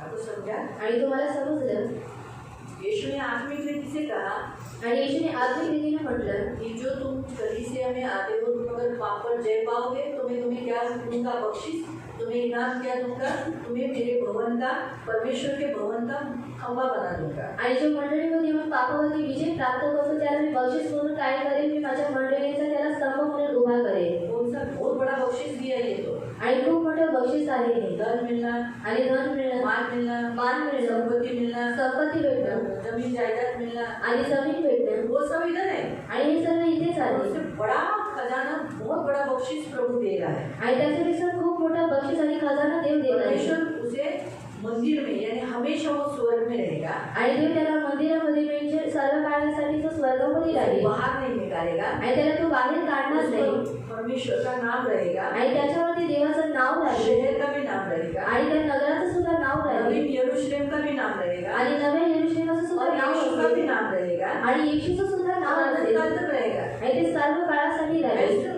बेस्ट रिवॉर्ड दिया है ना, आणि खूप उत्तम त्याला काय भेटलेलं आहे बक्षीस बहुत अच्छा रिवॉर्ड मिला है। आणि खूप उत्तम बक्षीस तो इसीलिए प्रियो याद रखो, परमेश्वर चाहता है आणि म्हणून देवाची इच्छा आहे कि आप आत्मिक रीति से आप जो मंदिर के जो खंभा बनना चाहते हो, तो स्थानिक मंदिर का भी खंभा होना जरूरी है। आणि तुम्हाला आत्मिक रीतीने मंडळीचा स्तंभ बनण्याची इच्छा आहे तर तुम्ही स्थानिक मंडळीचा सुद्धा स्तंभ बनलं पाहिजे आपके द्वारा ही कलीसिया खड़ी रहती है। आणि तुमच्याद्वारे जी मंडळी आहे ती उभी अगर आप राहते भी बोलोगे काय सियन कलीसिया, काय घराकडे सगळे कोण पण येतं, तसं पण येतं, कोण अकराला येतं, कोण बाराला येतं, काय कुठेही बसतं, ऐसा बोलोगे तो कैसे चलेगा? आप आधार दे रहे हो, आणि तुम्ही आधार द्या हो आणि मंडळी द्या काय दीदी ती आई एक वाजता संपवायचं तर दीदीला संपवली, असं तर हर रविवारी वेळ होतात। एकला जेव्हा किती भूका लागलेल्या असतात, पोरांची काळजी केली पाहिजे ना तिने। ऐसा बोलेंगे तो आधार है। आणि या रीतीने जर बोललं तर आधार आहे का? अगर कोई ऐसा बोला भी मुंह से, आणि जर कोणी असं बोललं आप उसको सुद्धा समझाना, आणि तुम्ही त्याला समजवायचं आहे सपोर्ट ये करना, सपोर्ट नहीं करना, हाँ बघा नाही तर असंच होतं, आणि त्याला सहकार्य करायचं नाही की यावर ऐसाही होता नहीं असं नाही। त्याने आपको आधार नाही भेटत, कलीसियाला तुम्ही ढासळताय। और उसके द्वारा उसको आधार नहीं मिलता लेकिन उस जो मंडली उसको आप गिरा देते जो हो पिलर बनाते हैं ना, आणि जे स्तंभ उभारतात वो बहुत मजबूत बनाते हैं, आणि ते मजबूत रीतीने त्याला बनवतात स्ट्रॉन्ग रीति से बनाते हैं। आणि एकदम मजबूत रीतीने बनवतात क्यों? आणि का? ताकि उसी पर वो घर जो स्ट्रक्चर बनेगा वो मजबूत होता है। आणि त्याच्यावरती जे घर आहे जे स्ट्रक्चर बांधण्यात येईल ते मजबूत राहावं और इसीलिए अगर आप मजबूत हो ना, आणि जर तुम्ही मजबूत आहात तो फिर बराबर से चर्च में आने वाले लोग भी एक दूसरे के साथ बराबर रहेंगे। आणि योग्य रीतीने ज्या मंडळीमध्ये येणारी जी लोक आहेत ते एकमेकांसोबत योग्य रीतीने वहाँ राहतील. का पिलर, यहाँ का पिलर से क्या हो गया, ये जो ईंटें एक दूसरे से जोड़ दी गई और एक वो अच्छी दीवार बन गई. आणि ह्या विटा एकमेकांच्या जोडण्यात आल्या म्हणून चांगल्या रीतीने भिंत बनलेली और आहे. आप भी सियोन चर्च के लिए एकदम अच्छा खंभा बनोगे आणि जर तुम्ही जर सियोन मंडळीसाठी जर उत्तम खांब बनलात तो क्या होगा मालूम, आणि काय होईल माहित आहे, जो लोग चर्च में आते हैं ना आणि जी लोक मंडळीमध्ये येतात उससे जुड़ जाएंगे. आणि ते त्याच्याशी जोडून आगे जातील. इसमें से मैं एक पत्ता निकाल सकती हूँ क्या? आणि मी आता याच्यामधून एक दगडाला काढू शकते का? बराबर नहीं होता ऐसा तो कोई भी चर्च नहीं जाएगा नहीं. आणि कोणी या मंडळीतून जाणार नाही. अगर आप अच्छे पिलर बनकर चर्च में खड़े रहो, आणि जर तुम्ही चांगले स्तंभ म्हणून जर मंडळीमध्ये तो उभे चर्च में राहिला आने वाले जो ईंटें हैं ना, आणि ऐसे इमारत बनती है जिससे चर्च बनता है, आणि चर्चमध्ये येणारी जी विटा आहे ज्याच्याद्वारे इमारत बनते वो क्या हो जाएगी, आणि ते काय होईल कभी एक चर्च से बाहर नहीं निकलेगा. आणि ते कधी या मंडळीतून बाहेर अगर निघणार आप नाही. लेट आने वालों को समझाओगे, आणि जर तुम्ही उशिरा येणाऱ्यांना जर समजवाल पाप करने वाले लोगों को उन्हें प्यार से काउंसलिंग करोगे आणि पाप करणाऱ्या व्यक्तीला जर तुम्ही प्रेमाने समजवाल और उन्हें उत्साहित करोगे, आणि त्यांना उत्साहित न कराल आने वाले लोगों को आप उत्साहित करोगे, आणि न येणाऱ्या लोकांना जर तुम्ही उत्साहित कराल चर्च से कभी आओगे नहीं है. आणि ते चर्चमधून कधी बाहेर जाणार इसलिए नाही. प्रियो, जो बूढ़े हैं, जवान है, अमीर है, गरीब है, माता पिता है, बच्चे हैं, जो कोई सत्य के द्वारा, यीशु मसीह के द्वारा कलीसिया को आधार देता है, सपोर्ट करता है, वो परमेश्वर के सामने एक आधार का स्तंभ है. आणि जे वृद्ध आहेत, तरुण आहेत, अमीर आहेत किंवा गरीब आहेत किंवा जो कोणी आहे आणि आई वडील किंवा मुलं आहेत ते लोक काय करतात, जर सत्याने जर उभे राहतात तर ते काय करतात, मंडळीला आधारस्तंभ देतात. इसलिए आप भी प्रियो परमेश्वर के राज्य का स्थानिक कलीसिया का आप आधार स्तंभ बन सकते हैं, जैसे प्रेरित और कलीसिया के पासवान जैसे और सुसमाचार प्रचारक, फिर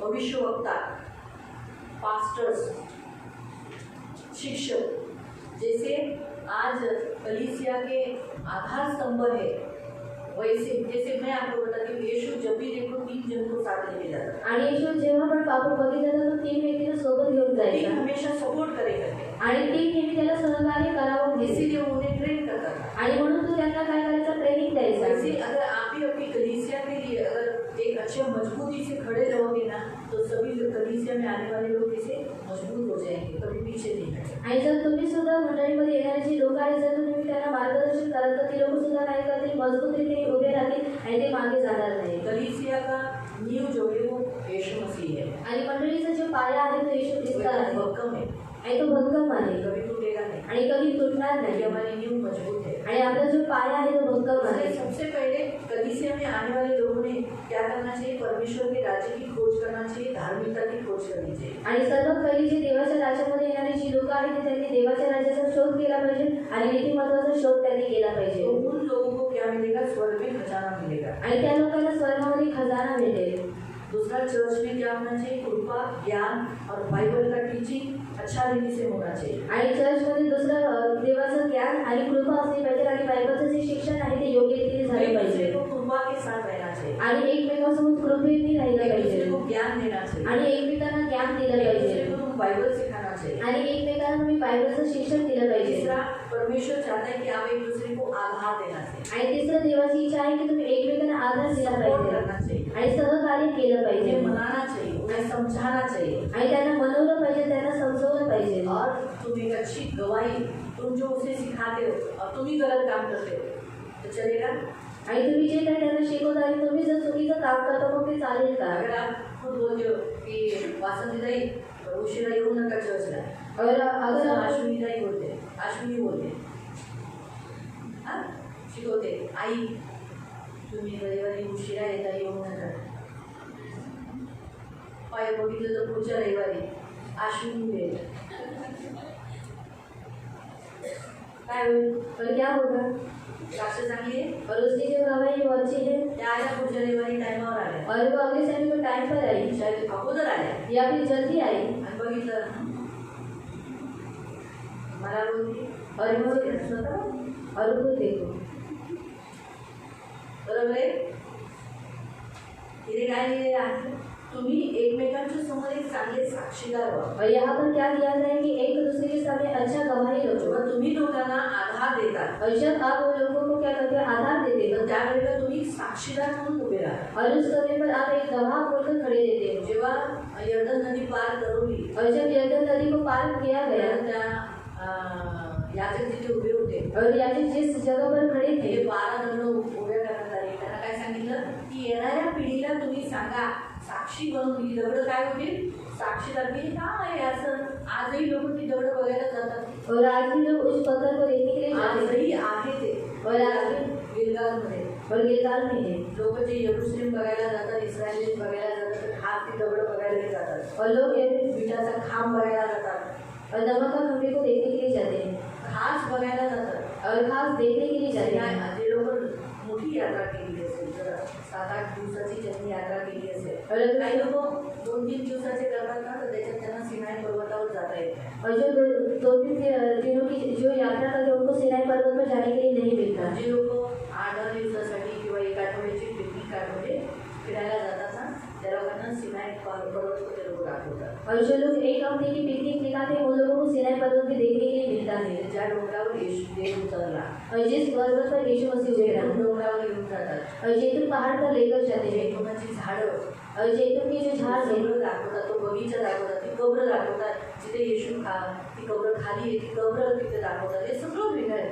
त्याच्यामध्ये देव हेही, ते लोक देव नाही, लोक हेही दाखवण्यात जातात, ती दगड, ती 12, हीच ती नदी आहे, यर्दन नदी. त्या यर्दन नदीला यहोशूने पार करवलेलं, भिंतीसारखं उभं करवलं. मग लोक यर्दनमधलं थोडंसं पाणी घेतात आणि आणतात. म्हणजे गेल्या वेळी म्हणजे खूप वर्ष झाली, एक मंडळी ते लोक आलेले, GMI चर्चचे लोक आलेले. और GMI चर्च के लोग आए थे. त्यांनी एकदा आम्हाला यरूशलेमचं, आम्ही बघत होतो, यरूशलेमचं इथं दाखवलं. और उन्होंने यरूशलेम का यहाँ पर दिखाया. तर त्यांनी दाखवलं की ते यर्दन नदीमध्ये पोहत होते, पण ते डुबत नव्हते. और उन्होंने दिखाया कि वो यर्दन नदी में तैर रहे थे, और लेकिन वो डूब नहीं रहे थे. मला खूप आवडलं. और मुझे बहुत अच्छा लगा. आपण गेलं तर पण ह्या यर्दन नदीमध्ये जाईल, मी मनातल्या मनात म्हणलं. और मेरे मन में चांगली नदी आहे ना, डुबवत नाही. किती चांगली नदी, त्याच्या नद्या डुबवतात, और नदियाँ डुबाती है. पण किती छान लोक तिथून पाणी घेऊन आले, और लोग वहाँ से पानी को लेकर दगड आए घेऊन आले. और पत्थर को लेकर आए. तिकडचे दगड सफेद आहे. और वहाँ के जो पत्थर है वो सफेद है. किती छान ना. और कितना अच्छा है. दगड तिकडची सफेद आहे. और वहाँ के जो पत्थर है वो सफेद है. नाही, ते पाणी मी पिली नाही. और उस पानी को मैंने नहीं पिया. जीवनमध्ये छिडकलेले पाणी. और सियोन में उस पानी को मैंने नहीं छिड़का. तुझ्या देशाचं पाणी आले इकडं. और प्रभु तेरे देश का पानी यहाँ आम्ही पर त्या देशात है. गेलो नाही, और हम उस देश में नहीं पण त्या गए. देशाचं पाणी इथे आले, पण सगळ्या जीवनला सगळीकडे छिडकलं त्याला. और उस देश का पानी यहाँ पर है. देश पवित्र देश आहे, त्या देशाचं पवित्र देशाचं पाणी ह्या जगात देशात टाकून त्यालाही पवित्र करते. और उस देश का जो पानी है वो पवित्र है, और इसलिए मैं यहाँ पर डालकर उसे भी पवित्र कर दी. दगड दिलेली, और उसे पत्थर दिए थे. ती दगड पण मी ह्याच्यात लावलेली. और मैंने वो जो पत्थर है यहाँ पर लगाए त्या हैं. जमिनीवर जिथं आपला क्रिसमस होतो त्याच्यात टाकली. और क्रिसमस के जमीन पे डाला है. तुम्ही खोदून टाकले, वरती टाकले जाईल ना ते, म्हणून खोदून त्याच्यात टाकले. और खोद उसमें डाला ते है. तेल आणलं, ते पण पूर्ण ह्याच्यावर टाकून संपून टाकलं. और तेल भी इस पर डालकर पूरा खत्म कर दिया. सगळं काही सियोनसाठीच करतो, सियोनच आपल्यासाठी मेन आहे. और सब कुछ सियोन के लिए करते, और सियोन हमारे लिए मेन है. तेच मेन आहे. और यही मेन है. सियोनच नाही और अगर सियोन ही सियोनचा नहीं, लाईफ काय फायद्याचं नाही. और हमारा लाइफ भी कुछ फायदे का नहीं है. माहिती पडलं? म्हणून सांगण्याचा उद्देश इथे सांगतो की आजही ते साक्षीदार आहे, तसंच तुम्ही सुद्धा खाम एक साक्षीदार आहात. और आज भी वो गवाही है, मतलब आप भी जो एक स्तंभ है वो आप ही गवाह है. म्हणून प्रियानो, फार गरजेचं आहे, तुम्हालाही देवाने मंडळीचा खांब म्हणून निवडलेला आहे. और आपको भी परमेश्वर की कलीसिया का स्तंभ कहकर चुना है. पाहायला गेलं तर आपल्या मंडळीचा, आपल्या जीवनाचा पिलर कोण आहे? देव. और हमारे जो जीवन है उसका जो स्तंभ है वो यीशु है. हमारे जीवन का जो खंबा है वो कौन है? परमेश्वर है. आणि आपल्या जीवनाचा जो खांब आहे तो देव आहे. पढेंगे Psalm 80 verse 2.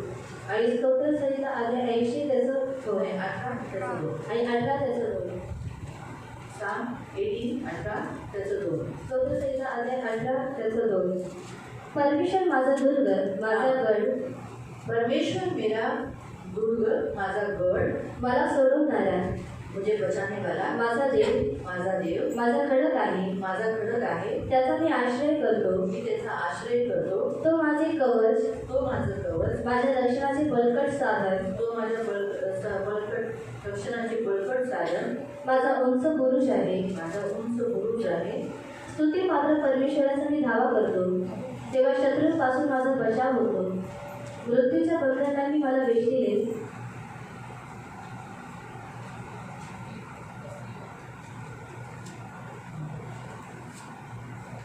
यहोवा मेरी चट्टान, मेरा गढ़, मेरा छुड़ाने वाला, मेरा ईश्वर, मेरा चट्टान, जिसका मैं शरणागत हूँ, वो मेरी ढाल, वो मेरे मुक्ति का सिंह है और मेरा ऊंचा गढ़ यानी खाम है, जिसे पिलर कहते हैं. आणि उंच पुरुष म्हणजे खांब आहे.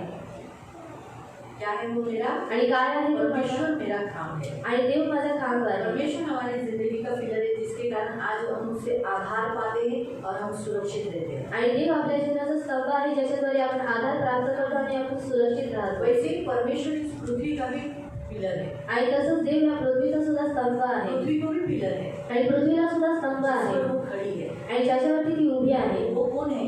आणि ते कोण आहे? वो पिलर कौन से है? आणि तो स्तंभ कोणते आहेत? पिलर है परमेश्वर. आणि तो स्तंभ देव आहे. इस वचन को पहला सैमुएल 2:8 में पढ़ सकते हैं. आणि या वचनाला पहिल्या शब्द अध्याय 2:8 मध्ये वाचू शकता. तो इसलिए प्रियो, कलीसिया में पहला सैमुएल अध्याय 2 उसका 8 में, आणि पहिला शब्द अध्याय 2:8 मध्ये उसमें आप पढ़ सकते हैं कि पृथ्वी के पिलर परमेश्वर है. आणि पृथ्वीचा जो स्तंभ आहे तो देव आहे. आयुब तो कहता है परमेश्वर के भय से वो पिलर कांप जाते हैं. आणि योगदान म्हणतो देवाच्या भयामुळे जे स्तंभ आहे ते कापले जातात. इसलिए प्रियो, पिलर बड़ा इम्पोर्टेंट है, जो हमें आधार देता है. आणि स्तंभ हा फार महत्त्वाचा आहे, जो आपल्याला आधार देतो. इसलिए स्थानीय कलीसिया में आणि म्हणून स्थानिक मंडळीमध्ये वचन इम्पोर्टेंट होता है. आणि वचन महत्त्वाचं असतो. दूसरा संगति, जो अभी हम वापस हमारे प्रेरितों के काम अध्याय 2 में 42 में आए. आणि दुसरं संगती आपण प्रेषितांच्या कृती अध्याय 2:42 मध्ये आहे. चैप्टर 2 वर्स 42 में हम वापस लेकर आए हैं. आणि प्रेषितांची कृती अध्याय 2:42 मध्ये आलेला आहोत. तो वहाँ लिखा है कि प्रेरितों के साथ क्या कर,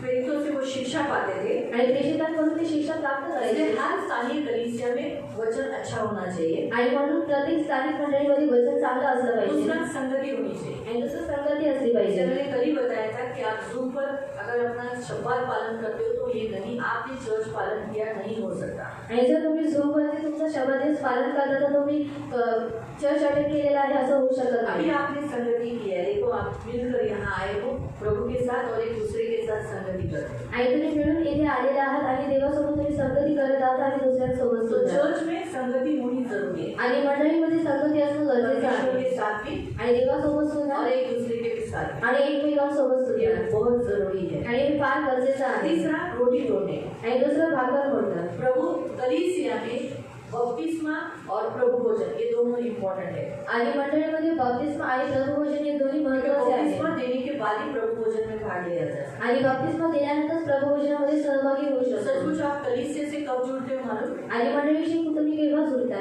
जब आप बपतिस्मा लेते हो. आणि जेव्हा तुम्ही बप्तिस्मा घेतात जब आप यीशु मसीह को ग्रहण करते हो. आणि जेव्हा तुम्ही येशू ख्रिस्ताला ग्रहण करता आप सिर्फ चर्च में आए रहते हो. आणि तेव्हा फक्त तुम्ही चर्चमध्ये आलेले जिस दिन असता. आप बपतिस्मा लेते हो, आणि ज्या दिवशी तुम्ही बप्तिस्मा आप घेता कलीसिया से जुड़ जाते हो. कलीसिया आपकी और आप कलीसिया की. आणि तुम्ही मंडळीशी जुळून जाता, मंडळी तुमची आणि तुम्ही मंडळीचे. इसलिए कलीसिया आपको प्रभु भोजन देती है. आणि म्हणून मंडळी तुम्हाला प्रभुभोजन देते.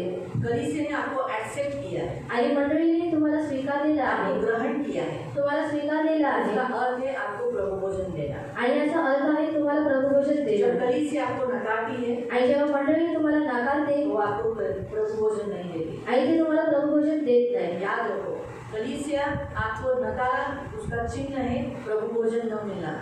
आणि मंडळीने तुम्हाला नाकारलेलं आहे, त्याचं चिन्ह आहे प्रभुभोजन नाही भेटणं. कलीसिया आपसे नाराज है. आणि मंडळी तुमची रागवलेली आहे खाना नहीं देती है, प्रभु का भोजन नहीं देती है. आणि म्हणून ते तुम्हाला जेवण देत नाही, म्हणजे देवाचं वचन देत प्रभु नाही भोजन नहीं दे रही है. आणि प्रभुभोजन देत नाहीये. इसका मतलब है कलीसिया आपसे नाराज है. आणि याचा अर्थ आहे की मंडळी तुमच्याशी दाखवलेली आहे कभी भी हम हमारी कलीसिया हमसे नाराज हो ऐसा कोई भी काम न करे। आणि म्हणून मंडळींनी आपल्याशी दाखवावं असं कोणतंही काम आपण करू बाइबल नये. में लिखा है जो कोई मूर्ति पूजा व्यभिचार या कुछ गलत काम करता है भाई होकर उसके साथ तुम खाना न खाना। आणि जो कोणी भाऊ असेल तर मंडळीमध्ये अयोग्य काम करतो तर तुम्ही त्याच्यासोबत जेवण जेवू नका. पहला कुरिन्थियों 5:11 में आणि पहिलं ग्रंथीकरण 15:5-11 मध्ये जो भाई कहलाकर आणि जो भाऊ म्हणून ऐसा करता है उसके साथ संगति न करना। आणि असं करणं त्याच्यासोबत तू संगती करू संगति शकतो. न करना यानी उसको प्रभु भोजन भी नहीं देना। आणि संगती न करणं म्हणजे त्याला प्रभुभोजन सुद्धा द्यायचं जय नाही. यीशु प्रेज लॉर्ड ये भी नहीं करना। आणि त्याला जय येशू प्रेज द लॉर्ड सुद्धा करायचं उसके नाही. अंदर हर्ट्स हो जाएगा, दर्द हो जाएगा। आणि तेव्हा त्याच्यामध्ये दुःख येईल. इसीलिए प्रियो कलीसिया बड़ा ही इम्पोर्टेंट पार्ट है और कलीसिया में प्रभु भोजन होना चाहिए। आणि मंडळी हे खूप महत्त्वाचा भाग आहे आणि त्याच्यामध्ये प्रभुभोजन असलं पाहिजे. सारी कलीसिया में प्रार्थना इम्पोर्टेंट है। आणि स्थानिक मंडळीमध्ये प्रार्थना महत्त्वाची आहे. इसलिए कलीसिया के वो लोग क्या करते थे, कलीसिया में प्रार्थना में लवलीन रहते थे, आणि म्हणून त्या मंडळीमध्ये ती लोक प्रार्थनेमध्ये लवलीन राहायचे हमेशा प्रार्थना करते थे। आणि नेहमी प्रार्थना करायची. इसलिए प्रियो प्रार्थना जरूरी है, आणि म्हणून प्रियांनो प्रार्थना गरजेची आहे बहुत जरूरी। आणि फार गरजेची. अगर कलीसिया जिस कलीसिया में प्रार्थना नहीं, उपवास नहीं, अभी तो प्रार्थना बोला तो उसके साथ उपवास जुड़ जाता है। आणि प्रार्थना म्हटलं तर त्याच्याशी उपवास जुळून जातो. याद रखो प्रार्थना उपवास बिना कुछ नहीं। आणि प्रार्थना ही उपवास वगैरे काहीच आज भी नाही. हमारे कलीसिया में बहुत सारे लोग उपवास नहीं करते। आणि आज सुद्धा आपल्या मंडळीमध्ये खूप सारे लोक उपवास करत मैं नाही. ये नहीं कहती हूँ कि तुम लोग काम धंधा छोड़कर उपवास प्रार्थना में बैठो, नहीं, तुम उपवास करके काम पे जाओ जाओ, लेकिन उपवास करो। उपवास हम मसीहों से होना ही चाहिए।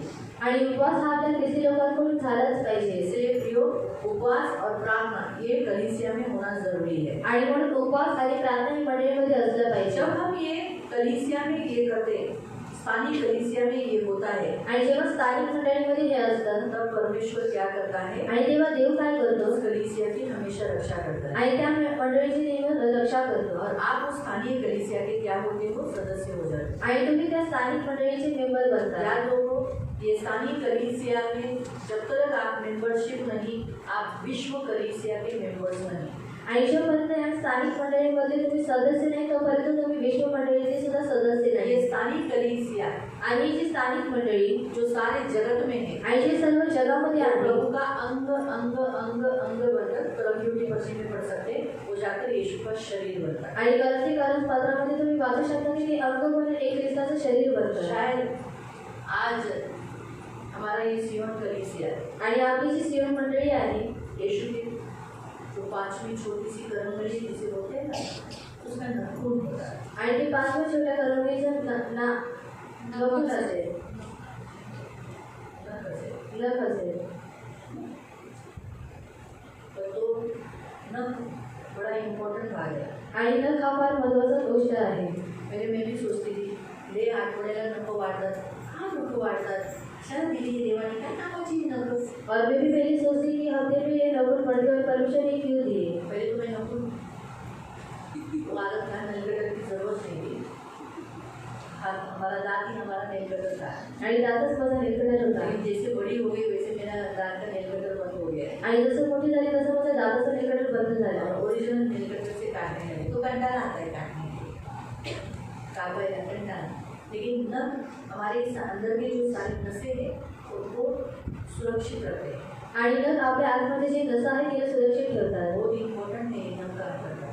आणि नख हा फार महत्त्वाचं काम करतो. दूसरा खुजाने के लिए, आणि खाजवण्यासाठी अगर आपको खुजली को हम इंसान हमारा तो शरीर है, खुजली तो आता है, तो ये इससे खुजा नहीं पाते एक वक्त तो, लेकिन जब आप नखून से खुजाते हो अच्छा लगता है, बहुत फर्क पड़ता है। तीसरा नखून किसी को मार सकते हैं, आणि नख कोणाला मारू शकतात. अगर आप किसी को हमला किया तो नखून का काम क्या है, ओरबड़ना। सबसे बेस्ट हथियार दिया है। तो आज यीशु के अंग का हम छोटी सी करंगड़ी का नखून भी है ना, लेकिन यीशु के लिए बड़ा इम्पोर्टेंट है। आणि येशूच्या जर अंगातला आपण छोटीशा करवलीमध्ये जर नख आहोत तरी सुद्धा आपण महत्त्वाचे आहोत. अब यीशु का शरीर अपंग नहीं है। आणि येशूचं जे शरीर आहे ते अपंग नाहीये. सियोन कलीसिया के बिना यीशु का शरीर बनता नहीं है। आणि सियोन मंडळीशिवाय येशूचं जे शरीर आहे ते बनत नाही. शायद अमेरिका, बाहर गाँव के कोई चर्चेस, या सोचो हमारे बेनिन उनकी कलीसिया शायद यीशु का बाल होगा। आणि बेनित पास्टरांची जी मंडळी आहे ती येशूचं केस असते. हमारे अनपुर नेरुला का जो कलीसिया चलाया जाता है वो पैर का अंगूठा होगा आणि अंकुश नवरची जी मंडळी भी रहेगी, आणि बोट असेल. लेकिन तब जाके यीशु का शरीर बना है ना। आणि तेव्हा जाऊन येशूचं देह बनलेला यीशु आहे. का कंप्लीट शरीर होने के लिए बाल से लेके पैर के नखून तक, बाल से लेके पैर के नखून तक, तब जाके शरीर होता है। उसमें से एक पार्ट भी कम नहीं होना चाहिए। आणि केसापासून पायाच्या नखापर्यंत तेव्हा जाऊन शरीर बनतं आणि त्याच्यामध्ये एकही पार्ट कमी नसला पाहिजे. इसीलिए प्रभु अपने शरीर के एक एक अवयवों को सुरक्षित रखता है। कभी प्रभु नहीं चाहेगा कि मेरे पैर का नाखून उखाड़ डालेगा। आप चाहते हो, आप चाहेंगे कि आपका नाखून उखाड़ दे? आपकी ताकत है आपको उखाड़ने के लिए? आणि ताकद आहे तुमच्यामध्ये उघडण्यासाठी? नहीं ना। लेकिन आपको मालूम है क्या होता है, कभी कभी हमारा कोई नाखून खराब हो जाता है। आणि कधी कधी आपला जो नख आहे तो खराब होऊन जातो होता है आणि होतो निर्जीव हो जाता है। आणि निर्जीव होऊन जातो. मेरे पैर का नाखून निर्जीव हो चुका था। आणि माझा पायाचा नख खराब झालेला इस अंगूठे का नहीं, करंगड़ी का। आणि करंजीचा. लेकिन मैं वो निर्जीव था आणि तो निर्जीव होता और काला भी मतलब खराब हो चुका था, लेकिन फिर भी मैंने निकाला नहीं उसको। आणि खराब झालेलं तरी सुद्धा मी त्याला काढलं नाही नहीं निकाला। आणि नाही काढलं. जब मैं गहरी नींद में थी आणि जेव्हा मी खोल झोपेमध्ये होती तो जोशुआ ने उसे निकाल दिया आणि तेव्हा जोशुआने त्याला काढलं और मुझे मालूम भी नहीं पड़ा। आणि मला माहीत सुद्धा नाही उसने मेरा पडलं नाखून निकाल दिया आणि त्याने माझं नख काढलेलं आहे. तो मैंने देखा, अरे माझं नख गेलं, मला काय दुखलं ते? हाँ बोला जोशुआ बोला, हाँ मैंने तेरा निकाल दिया, वो अच्छा नहीं दिख रहा था, मर गया था, उसमें कोई ताकत भी नहीं थी, एक फटके में निकल गया। वो नेल कटर से मैंने इसे ऐसा किया, वो पूरा आखा का आखा निकल गया। बोला अरे वाह अच्छा है, मुझे मालूम भी नहीं पड़ा। बोले तो बहुत अच्छी रीति से सोई थी, फराटा ले रही थी। लेकिन आपको मालूम है, आप देख सकते हैं मैं मुझे दूसरा नाखून दे दिया प्रभु, आणि प्रभूने मला दुसरा नख तिथे दिला वो ऐसे ही उजाड़ नहीं रखा। आणि तो असं उद्ध्वस्त ठेवत नाही. प्रभु की कलीसिया अगर सोचो, जो हम अगर रेवलेशन में दूसरे अध्याय से लेके जो 7 कलीसिया है, आणि प्रकटीकरणामध्ये दुसऱ्या अध्यायापासून ज्या 7 मंडळी आहेत उसमें जो दोष मिले आणि त्याच्यामध्ये जे दोष सापडले कलीसिया नहीं रही, आणि त्या मंडळ्या नाही राहिल्या वो मरी हुई कलीसिया आणि त्या मेलेल्या मंडळ्या होत्या जीवित नहीं था उसमें। आणि ख्रिस्त त्याच्यामध्ये जिवंत नव्हता इसी कारण से वो कलीसिया मरी हुई थी, आणि म्हणून ती जी मंडळी होती ती मेलेल्या होत्या इसलिए वो कलीसिया क्या हो गई, निकाल दी गई आणि म्हणून त्या मंडळांना काढण्यात आले वो कलीसिया नहीं रही। आणि त्या मंडळांना नाही राहिल्या. उस जगह पर नहीं, लेकिन उस स्टेट में, उस जगह पर, मतलब उस नगर में दूसरी कलीसिया है। आणि त्या जागेवरती म्हणजे त्या नगरावरती दुसऱ्या मंडळी स्थापित झाल्या. करंथी में जो लेटर लिखा वो करंथी की कलीसिया नहीं है, आणि करंथीमध्ये जे पत्र लिहिण्यात आले ते करंथीची मंडळी नाहीये. लेकिन करंथी में दूसरी कलीसिया बहुत सारी है। आणि करंथीमध्ये दुसऱ्या खूप साऱ्या मंडळ्या आहेत. अभी आपको समझा, आज यूपी में भी, कहीं पर भी, बाहर देश में भी बहुत जगह में कलीसिया तोड़फोड़ की जाती है, आणि यूपीमध्ये किंवा दुसऱ्या ठिकाणी सुद्धा मंडळींना तोडफोड करण्यात येते. लेकिन उस जगह का पूरा कलीसिया सपाट नहीं करते। आणि त्या जागेतले जेवढे मंडळी आहेत त्यांना उद्ध्वस्त करण्यात नाहीये. प्रभु उसी जगह पर थोड़ा सा आगे, थोड़ा सा दूर कलीसिया बना देता है, वापस करें, क्योंकि कलीसिया को कोई खत्म नहीं कर सकता, स्थानीय कलीसिया को भी नहीं। आणि मंडळीला कोणी संपू शकत नाही. जी स्थानिक मंडळी आहे तिला सुद्धा नाही. ये उत्तर मुझे पवित्र आत्मा से, मैंने मान प्रभु से पूछ कर लिया, क्योंकि मुझे जो उत्तर उस पास्टर से जो नहीं मिला, कि उन्होंने तो मुझे ऐसे बोला था, स्थानीय कलीसिया नहीं टूट सकती, इसलिए उसका दुख नहीं करो। क्यों नहीं दुख करो? आणि का दुःख करू क्यों नये? दुख नहीं करना? आणि का दुःख करू नये? दुख नहीं आएगा। आणि दुःख नाही जिस होणार. कलीसिया को इतने प्यार से सींचा, आणि ज्याकडे कष्ट किया, दर्द खून बहाया, दर्द उठाया, और वो आसानी से टूटेगा कैसे? दर्द नहीं आएगा। आणि ती सहजपणे तुटली तर आपल्याला त्रास होणार नाही का? इसलिए कलीसिया के तुम सभी आने वाले आधार स्तंभ बनकर, कलीसिया के प्रेरित, कलीसिया के पासवान, सुसमाचार प्रचारक, भविष्यवक्ता, शिक्षक, पास्टर, और एक पॉइंट ले, सामर्थ के काम करने वाले, वो लोग कलीसिया को आधार दो, खड़े रहो, कलीसिया नहीं टूटेगी। आणि म्हणून जे प्रेषित आहे, जे सुवार्तिक आहे, शिक्षण देणारे आहेत आणि सामर्थ्याची कामं करणारे आहेत, त्यांनी काय केलं पाहिजे? मंडळीला आधार दिला पाहिजे, म्हणजे जी मंडळी आहे ती तुटणार नाही. आप उसको फुल सपोर्ट करो, आणि ते तुम्ही तिला पूर्ण सहकार्य करा कलीसिया के लिए खड़े रहो. आणि मंडळीसाठी तुम्ही उभे राहा नहीं होगी कलीसिया कोई बात. आणि मंडळी बंद नाही होणार. कलीसिया में अगर जो दोष है, अभी जैसे पहले अध्याय में दोष बताया गया, दूसरे अध्याय में दोष बताया गया, आणि दुसऱ्या अध्यायामध्ये दोष सांगण्यात आला.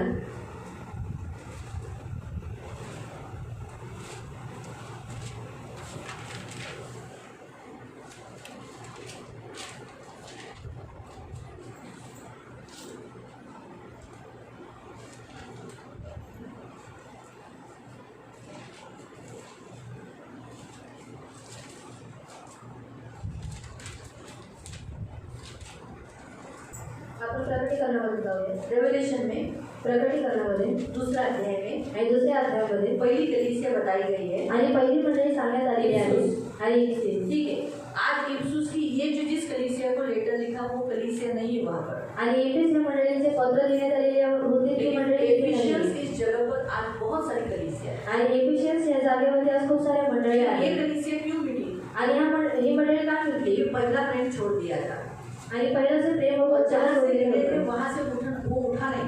आणि जिथून पडलेले होते तिथून ती लोक उठले तो नाही. आपको भी आपकी कलीसिया नाश नहीं होनी है. आणि तो तुमची मंडळी सुद्धा नाश नाही तो व्हायची. जब आपको दिखाई दे रहा है कलीसिया का प्रेम ठंडा हो गया है, आणि जेव्हा तुम्हाला दिसत आहे की मंडळीचं प्रेम हे थंडावलेलं आहे कलीसिया में मीटिंग्स नहीं हो रही है, आणि मंडळीमध्ये सभा होत नाहीये मीटिंग्स में लोग आ नहीं रहे, आणि सभेमध्ये लोक येत नाहीये घंटाला कर रहे हैं, प्रार्थना नहीं है, आणि कंटाळा करत आहे, उपवास नाहीये, उपवास प्रभु नाहीये भोजन नहीं, आणि प्रभू भोजन नाहीये बहुत केयरलेस से प्रभु भोजन हो रहा है, आणि एकदम निष्काळजीपणाने प्रभू भोजन होत बपतिस्मा आहे. नहीं हो रहा है. बपतिस्मा नाही होत आहे तो पहला प्यार छोड़ दिया ना. आणि पहिलं प्रेम सोडलेलं आहे ना.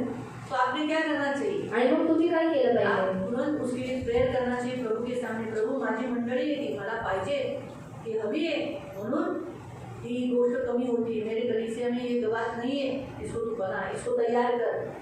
फिर प्रार्थना करके पास्टरों से बात करना कि ये बपतिस्मा क्यों नहीं हो रहा है चर्च में, आणि पास्टरशी बोलायचं आहे की बपतिस्मा आपल्या मंडळीमध्ये का होत नाहीये क्यों बंद हुआ, आणि का बंद झालं.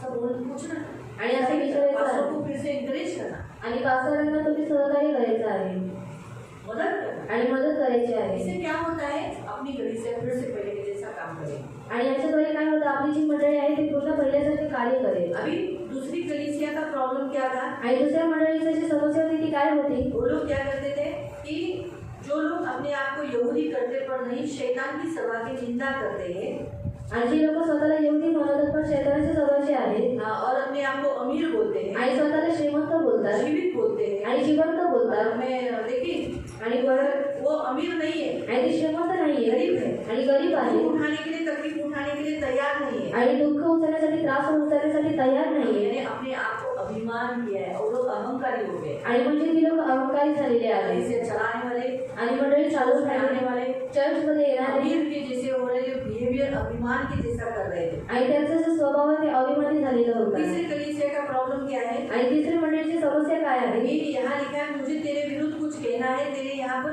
बिलाम की शिक्षा मानते हैं. आणि मला तुझ्या विरुद्ध बोलायचं आहे. तुझ्यामध्ये काय करतात? बिलामाची शिक्षेला बिलाम की मानतात. शिक्षा कौन सी है? आणि बिलामाची शिक्षा काय आहे? हाँ? हाँ? हाँ, जादू टोणं, मूर्ती पूजा आणि श्राप देणं, लालच करणं, नैवेद्य चढवणं, ये बिलाम की शिक्षा है. आणि जादू करणं, मूर्तीपूजा आणि व्यभिचार करणं ही बिलामाची शिक्षा आहे. चर्च के लोगों ने करना चाहिए क्या ये? आणि चर्चच्या लोकांनी हे केलं पाहिजे का? नहीं करना चाहिए. चर्च में होना चाहिए. आणि चर्चमध्ये झालं पाहिजे मैं का? आपको बोलना चाहिए इधर आके कैंडल लगाओ, आणि तुम्हाला असं म्हटलं पाहिजे का इथे येऊन तुम्ही कॅन्डल लावा हाँ, इधर अगरबत्ती लगाओ, आणि इथं अगरबत्ती लावा हमारे यीशु का फोटो लगा के. आणि इथे येशूचा फोटो लावून नहीं करना ये. आणि नाही करायचं आहे. आपको जादू टोना की शक्ति का सहारा लेने के लिए नहीं बोलना चाहिए. आणि तुम्हाला जादू टोण्याच्या शक्तीचा आसरा घेण्यासाठी नाही बोललं ये लोग पाहिजे. ऐसे ही कर रहे थे. वहाँ पर व्यभिचार था. आणि तिथं व्यभिचार होता. वो लोग क्या कर रहे थे? बिलाम की शिक्षा को मानते थे और बालाक ने कैसे किया, ठोकर का कारण उनके सामने रखा, वैसे लोग करते थे. आणि ती लोक बलामाच्या शिक्षेला मानायचं आणि जसं बालकांनी केलं ठोकराचं कारण ठेवलं तसं करत होते. हर एक कलीसिया में कुछ ना कुछ दोष हम आगे आगे देखते जाएंगे तो हमें मिलेगा। आणि प्रत्येक मंडळीमध्ये जर आपण पाहणे झालं काही ना काही दोष आपल्याला सापडेल। आपको भी क्या करना है, आपकी कलीसिया में ऐसे कोई फॉल्ट न निकले, इसलिए जागरूक रहना है। आणि तुमच्या मंडळीमध्ये असे काही मुद्दे निघू नयेत म्हणून तुम्ही जागृत राहायचं आहे। अब ऐसा बोलेंगे कि नहीं कोई जरूरी नहीं तुम लोग कशाला सिर ढकाए, जरूरी नहीं है, तुम्हारे लंबे बाल तुम्हारी ओढ़नी है आणि तुमची लांब केस ही तुमची ओढणी आहे जरूर नहीं है। आणि गरज नाहीये। इधर कोई बॉकट है, आणि इथं बॉकट आहे, कोणाचा बॉकट है, तुमने बॉकट किया है, सिर मुंडा लिया है, तो तुमको स्कार्फ करने की क्या जरूरत है? आणि तुम्ही बॉकट केलेला आहे, डोकं मुंडवलेलं आहे, पण तुम्हाला स्कार्फ लावायची काय गरज आहे? नहीं पहनो स्कार्फ, आणि स्कार्फ घालू नका। प्रभु स्कार्फ को नहीं देखता है। आणि प्रभू स्कार्फला पाहत नाही। सिर्फ बिना ओढ़े बिना सिर उठाड़े प्रार्थना करो, आणि तुम्ही न डोकं जाता तुम्ही प्रार्थना करा आणि करा। तुम्हारी संस्कृति है पैंट पहनना, आणि तुमची संस्कृती आहे पॅन्ट घालणं डालो पैंट पहनो। आणि पॅन्ट घाला। क्या करेंगे, जिस कल्चर से तुम लोग आए आणि ज्या सब पैंट पहनते हो ना, आणि ज्या संस्कृतीमधून तुम्ही आलेला आहात तिथे पॅन्ट घालता। ऐसा शिक्षण देना गलत है। आणि अशी शिकवून देणे चुकीचं आहे। बाइबल में पुरुषों को लंबा बाल रखना मना किया है। आणि बायबलमध्ये पुरुषांना लांब केस ठेवण्यासाठी प्रभु मना के केला दास की आहे। ड्यूटी है चर्च में आने वाले को उस लंबे बाल वाले पुरुष को बोलना कि ये देख बाल काटना।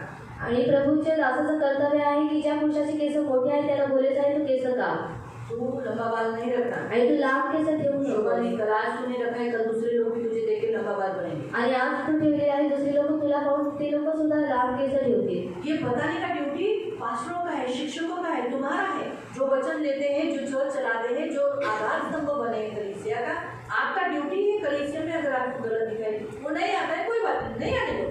आणि जे चर्चमध्ये आधारस्तंभ आहे तुमचं ते काम आहे, आणि जर ते लोक चर्चमध्ये नाही तर त्यांना नका येऊ द्या। चर्च में आने के बाद उसको परिवर्तन होना चाहिए, छिद जाना चाहिए, हृदय छिद जाना चाहिए, परिवर्तन होना चाहिए। हमें उसे बदलना है, हम नहीं बदलना है। हाँ ठीक है ठीक है ठीक है, लग रहा को लंबे बाल, आणि आपण ते हाँ बदलतो। ठीक है ठीक है ठीक है, उगाड़े करो प्रार्थना, वो नहीं, हम उनको देखकर हम नहीं बदलना है। आणि आपण त्यांना पाहून आपण नाही हम उन्हें बदलायचं। बदलने हो, इसलिए वो कलीसिया में आए ना कि उन्हें हम शिक्षण दे। आणि ती लोक यासाठी आली की आपण त्यांना शिक्षण द्यावं।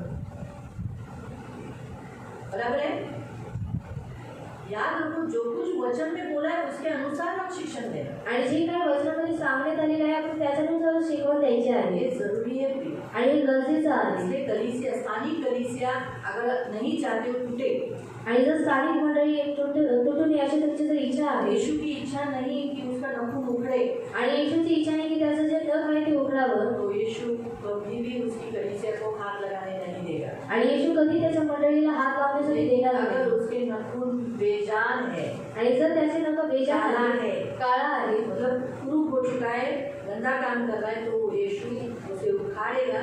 फिर उखाड़ने के लिए वो किसके द्वारा उखाड़ेगा? आणि समाज के जो लोग हैं, अभी देखो शिष्यों को तितर बितर करने के लिए प्रभु ने किसका इस्तेमाल किया? आणि शिष्यांना तेदरबितर करण्यासाठी तितरबितर लोकांचा लोगों का वापर इस्तेमाल केला। किया ना। आणि तिथल्या लोकांचा तो वापर वैसे केला। ही हमको भी कलीसिया में उखाड़ कर दूसरी जगह कलीसिया बनाने के लिए यीशु समाज का ही इस्तेमाल करेगा। आणि तसंच आपल्याला मंडळीमधून उघडून दुसऱ्या ठिकाणी मंडळी बांधण्यासाठी ते समाजाचा वापर करेल। मालूम हो गया? तो अभी आपके मन में, यहाँ तक आपके मन में नहीं डाला, एक मेरे मन में था ये। आणि माझ्या मनामध्ये होता अभी चर्च का जैसे शिक्षण चालू है तो मैं प्रभु हमको ये सिखाता है कि स्थानीय कलीसिया को भी प्रभु हाथ लगाने नहीं देता। आणि प्रभू आपल्याला शिकवून की स्थानिक मंडळीला सुद्धा हात लावायला देणार और नाही। जिस कलीसिया के ऊपर सताव आ रहा है उस कलीसिया को प्रभु बढ़ा रहा है, उसे शुद्ध कर रहा है, उसे पवित्र कर रहा है, उसे तैयार कर रहा है। आणि ज्या मंडळीमध्ये सताव येत आहे ते तिला वाढवत आहे, तिला तयार करत आहे, शुद्ध आणि पवित्र करत आहे। मालूम हुआ? अगर निकाल दिया, बंद हो गया, तो समझ जाने का कहीं और प्रभु नया नखून, मतलब नया नखून आएगा। यानी कभी ऐसे नखून, देखो मुझे जो अभी नखून आया ना, अभी मतलब ये जूनी बात है, मेरा नखून बहुत साफ है, काला नहीं है, गंदा नहीं है और अच्छा है, और इतना अच्छा है कि वो बढ़ता नहीं नखून। हाँ, उसे काटने की जरूरत नहीं पड़ती, वो उतना ही रहता है। क्या मालूम, कोई एक नखून है जो बढ़ता नहीं, वो उतना का उतना ही रहता है, उसको काटने की मुझे बिल्कुल जरूरत नहीं पड़ती। नखून क्यों काटते थे कि जब हमारे अंदर कुछ भी भाग बढ़ जाता है तो प्रभु से काटने के लिए बोलता है। आणि आपल्यामध्ये कोणताही भाग जेव्हा वाढतो तेव्हा प्रभू ते कापण्यासाठी घेतो। हानि के लिए नहीं। देखो ये मैं खुजा रही हूँ, मेरे नाखून बड़े नहीं, मैं खुजाऊंगी तुझे खून नहीं आएगा, कुछ भी नहीं, हानि नहीं होगी। लेकिन जब मेरे नाखून बढ़ जाते हैं वो तेज रहते हैं, बहुत तेज, जब मैं उसे खुजाती हूँ तो मेरा नाखून मेरे गाल को लग जाता है। तो इसीलिए हानि न हो, इसलिए उसे काटना जरूरी होता है। आणि हानी होऊ नये म्हणून त्याला कापणं गरजेचं असतं। आपको समझ में आया? कलीसिया, स्थानीय कलीसिया। तो हमारा ये टॉपिक जो खत्म है, विश्व कलीसिया और स्थानीय कलीसिया में ये जो टॉपिक है वो पूरा खत्म हो चुका है। आणि विश्व मंडळी आणि स्थानिक मंडळीचा जो मुद्दा आहे तो संपलेला आहे। अभी हम जाएंगे जो कलीसिया में जिस आधार स्तंभ उसके से जुड़ा अगला नेक्स्ट पार्ट कल देखेंगे। लेकिन मैं अभी आपको बताना चाहती हूँ जिस कलीसिया को प्रभु यीशु ने आधार स्तंभ बोलकर 7 उद्गार निकाले, उसका सेकंड उद्गार हम लोग आज देखेंगे। आणि 7 मंडळीला देवाने निवडून 7 उद्गार काढले, त्याचे 7 उद्गार दुसरा उद्गार आपण कल पाहूया। हमने देखा पहला खंबा, आणि काल आपण पहिला खांब पाहिला। पहला उद्गार जिससे कलीसिया, विश्व कलीसिया बनी और स्थानीय कलीसिया बनी। आणि पहिला खांब ज्याच्याद्वारे विश्व मंडळी उभारण्यात आली आणि स्थानिक मंडळी आज जो यूनिवर्स चर्च जो दिखाई नहीं देता, आत्मिक जिसे कहते हैं, और दिखने वाला स्थानिक कलीसिया, ये वो 7 नंबर, पवित्र नंबर, कंप्लीट नंबर जिसे कहते हैं, परिपूर्ण नंबर है। आणि 7 नंबर हा परिपूर्ण नंबर आहे। इस नंबर से जो उद्गार यीशु मसीह ने निकाले उस पर कलीसिया बनी है, खड़ी है। जैसे पृथ्वी को भी परमेश्वर है, मैं जहाँ तक मुझे ऐसा लगता है, बाइबल में दिया नहीं है, लेकिन मैं ऐसा सोचती हूँ, अगर परमेश्वर ने उसकी कलीसिया 7 खंभों पर खड़ी की, आणि देवाने जी त्याची मंडळी आहे ती 7 खांबांवरती उभी केली। अगर आप बहुत सारी बातें देखोगे तो 7 पीढ़ा, 7 बहुत सारी बातें आप देख सकते हो। आणि 7 पिढ्या किंवा खूप साऱ्या गोष्टी तुम्ही पाहू शकता। सही है, तो मेरे ख्याल से पृथ्वी को भी 7 ही खंभे हो आणि पृथ्वीवर सुद्धा 7 खांब असतील, उस पर वो खड़ी होगी, आणि त्याच्यावरती ती उभी राहली, ऐसा मुझे लगता है। असं मला वाटतं। मैं बोलती नहीं हूँ कि है करके, आणि हम अनुमान लगा सकते हैं आणि आपण अनुमान लावू शकतो कि प्रभु ने क्या किया, कि 7 खंभों को खड़ा किया। आणि प्रभूने काय केलं, 7 खांबांना उभं तो केलं। आज पहला कल हमने देखा क्षमा होना चाहिए। चर्च में आने वाले लोगों के सारे पाप, भूतकाल के, वर्तमान के और भविष्य के, आप जो भविष्य में किए नहीं हो लेकिन उसको ऑलरेडी प्रभु ने क्षमा किया है, ये हमने कल देखा था। आणि क्षमा झाली पाहिजे, कारण भूतकाळातले, वर्तमान काळातले आणि तुम्ही जे केलेलं नाहीये देवाने त्याच्या सुद्धा पापाची क्षमा केलेली आहे। अभी हम देखेंगे आज का दूसरा उद्गार, आणि आजचा दुसरा उद्गार आपण पाहूया। लूक चैप्टर 23 लूका अध्याय 23 और उसका 43। आणि त्याचं 43। लूक चैप्टर 23 लूका अध्याय 23 वर्स 43 आणि त्याचं 43।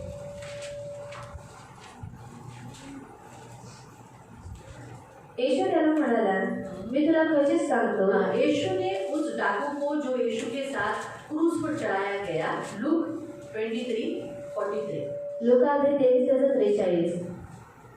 मी तुला खरंच सांगतो, तू आज माझ्याबरोबर सुखलोकात असशील। हाँ, तू आज मेरे साथ सुखलोक में, हिंदी में क्या लिखा है, स्वर्ग लोक में तू मेरे साथ होगा। एक ऐसा लोक, ऐसा जगह, ऐसा स्थान जहाँ सुख है और स्वर्ग यानी परमेश्वर जहाँ रहता है। आणि एक असं लोक म्हणजे एक अशी ठिकाण जिथे जे देव राहतो, जहाँ परमेश्वर रहता है, आणि जिथं देव राहतो, जहाँ सुख है, आणि जिथं सुख आहे, जहाँ दुख नहीं, आणि जिथे दुःख जहाँ नाही, तकलीफ नहीं, आणि जिथे त्रास नाही, ऐसे जगह में मैं तुझे लेके जाता हूँ। आणि अशा ठिकाणी मी तुला घेऊन जातो। प्रियो, प्रभु यीशु के समय पर 3 जनों को क्रूस पर चढ़ाया गया। आणि प्रभू येशूच्या वेळेला 3 जणांना क्रूसावरती चढवण्यात आलं, यीशु बीच में था, आणि येशू मध्ये होता, यीशु की दाहिनी ओर एक डाकू चढ़ाया गया था, आणि येशूच्या उजव्या बाजूला एक डाकूला चढवण्यात आलेलं, बाईं ओर एक डाकू को चढ़ाया गया। आणि डाव्या बाजूला सुद्धा एका डाकूला चढवण्यात आलेलं। उसमें से दाहिनी ओर का डाकू जो था, आणि उजव्या बाजूचा जो डाकू होता, उसने पश्चाताप किया। आणि त्याने पश्चाताप केला। उसने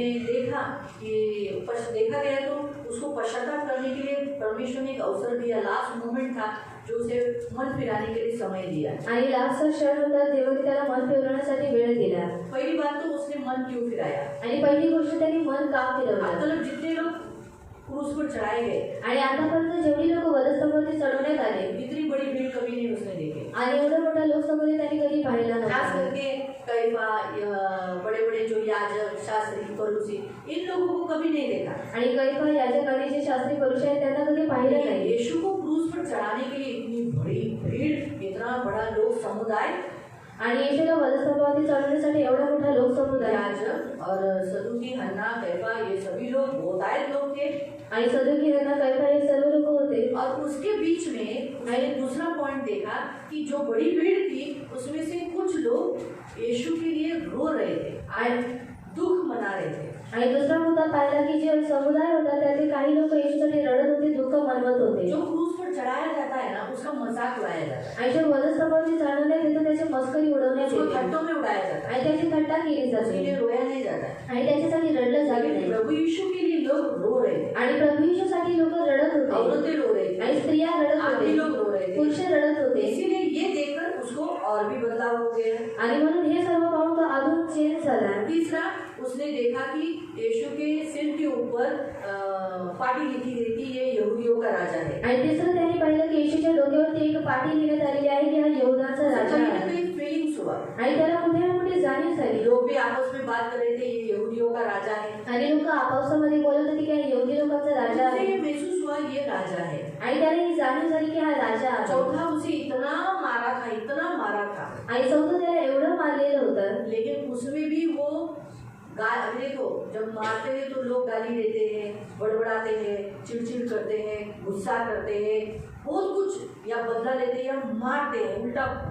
लेकिन इसने ऐसा कुछ नहीं किया। आणि जेव्हा लोकांना मारण्यात येतं तेव्हा ते चिडचिड करतात, बदला घेतात किंवा काहीतरी करतात, पण याने असं केलं नाही। उसका शांत गंभीर चेहरा, आणि त्याचा शांत आणि गंभीर चेहरा, इतना लहूलुहान हुआ लेकिन फिर भी उसके चेहरे पर क्रूरता नहीं थी, आणि एवढा रक्तबंबाळ झालेला होता तरी सुद्धा त्याच्या चेहऱ्यावरती क्रूरता नव्हती प्रभावी चेहरा था, आणि प्रभावी चेहरा होता। उसका हृदय छिद गया। आणि म्हणून त्याचं जे हृदय होते ते स्पर्श झालं। और सबसे लास्ट, जब उसने यीशु ने कहा हे पिता इन्हें क्षमा कर, ये नहीं जानते ये क्या कर रहे, उसका हृदय छिद गया।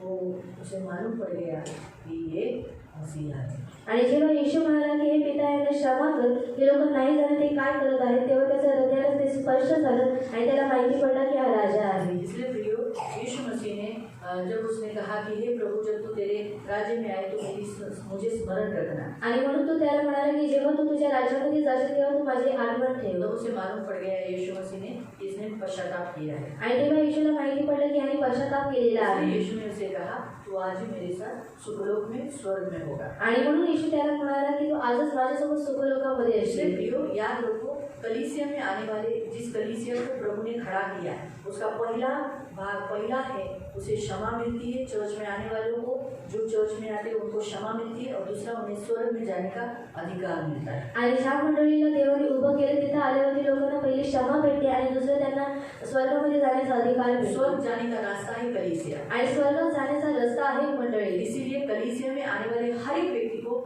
स्वर्ग में सीधा जाने को मिलता है, वो भी किसके लिए, सुख लेने के लिए। आणि म्हणून मंडळीमध्ये येणाऱ्या लोकांना सरळ रस्ता भेटतो स्वर्गात जाण्यासाठी, सुख घेण्यासाठी। इसीलिए प्रियो, याद रखो यीशु मसीह ने उस व्यक्ति को जो कहा, आणि येशूने त्या व्यक्तीला जे म्हटलं कि आज ही तो मेरे साथ सुखलोक में होगा, आणि आजच तू माझ्यासोबत सुखलोकामध्ये इसका असशील। मतलब आज प्रभु ने उसे बताया था कि मैं भी जाने वाला हूँ, तू भी जाने वाला है। आणि प्रभूने त्याला सांगितलेलं होतं की मी सुद्धा जाणार आहे आणि तू सुद्धा जाणार पहले आहे। मैं जाऊंगा, आणि त्याच्या पहिले मी बाद जाईल में मैं तुझे लेके जाऊंगा। आणि नंतर मी तुला घेऊन जाईल। उन्होंने यीशु ने उसका खुद का भी मरण बताया, उसका भी मरण बताया। आणि येशूने स्वतःचं सुद्धा मरण सांगितलं आणि त्याचं सुद्धा मरण वैसे भी सांगितलं। वो जी के कोई फायदा नहीं था, आणि म्हणून जिवंत राहून त्याचा काही लाभ नव्हता टांगे तो तोड़ दी थी, आणि त्याचे पाय तोडण्यात आलेले लंगड़ा होते होकर उस डाकू का कौन सेवा करता, आणि लंगडा होऊन त्या डाकूची कोणी सेवा केली उसका असती? हमारा मुक्का कौन धोता है, आणि त्याचा हृदयामधनं कोणी काढलं असतं आणि कोणी काढलं और नसतं। ऐसे लोगों को कोई देखता नहीं। आणि अशा लोकांना कोणी पाहत उससे नाही। बेटर है उसी दिन वो मर के स्वर्ग तो चला गया, चलने का योग्य तो हो गया।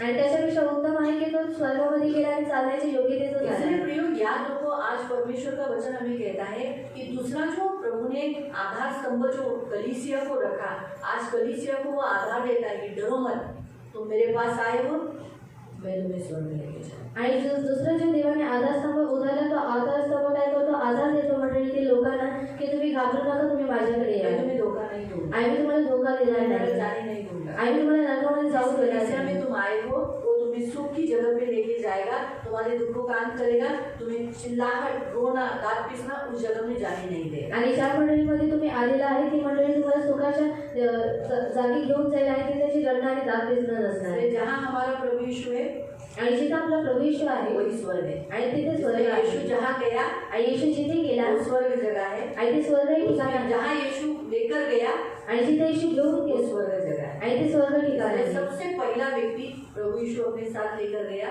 वही डाकू को। आणि सर्वात पहिला व्यक्ती येशू घेऊन गेला तो आहे डाकू. इसलिए हम सब भी उस डाकू के समान ही है। आणि म्हणून आपण सर्वजण त्या डाकू समान आहोत है आणि आपण हम भी उस डाकू से कम नहीं है। आणि आपण त्या डाकूपेक्षा कमी नाहीये. कि उस डाकू ने बपतिस्मा नहीं लिया, आणि फरक एवढा आहे त्या डाकूने बपतिस्मा नाही घेतला चर्च नहीं आया, आणि चर्चमध्ये नाही आला उसके पास टाइम नहीं था। आणि कारण त्याच्याकडे वेळ नव्हता. उससे हम थोड़े से अच्छे क्यों बोल सकते हैं?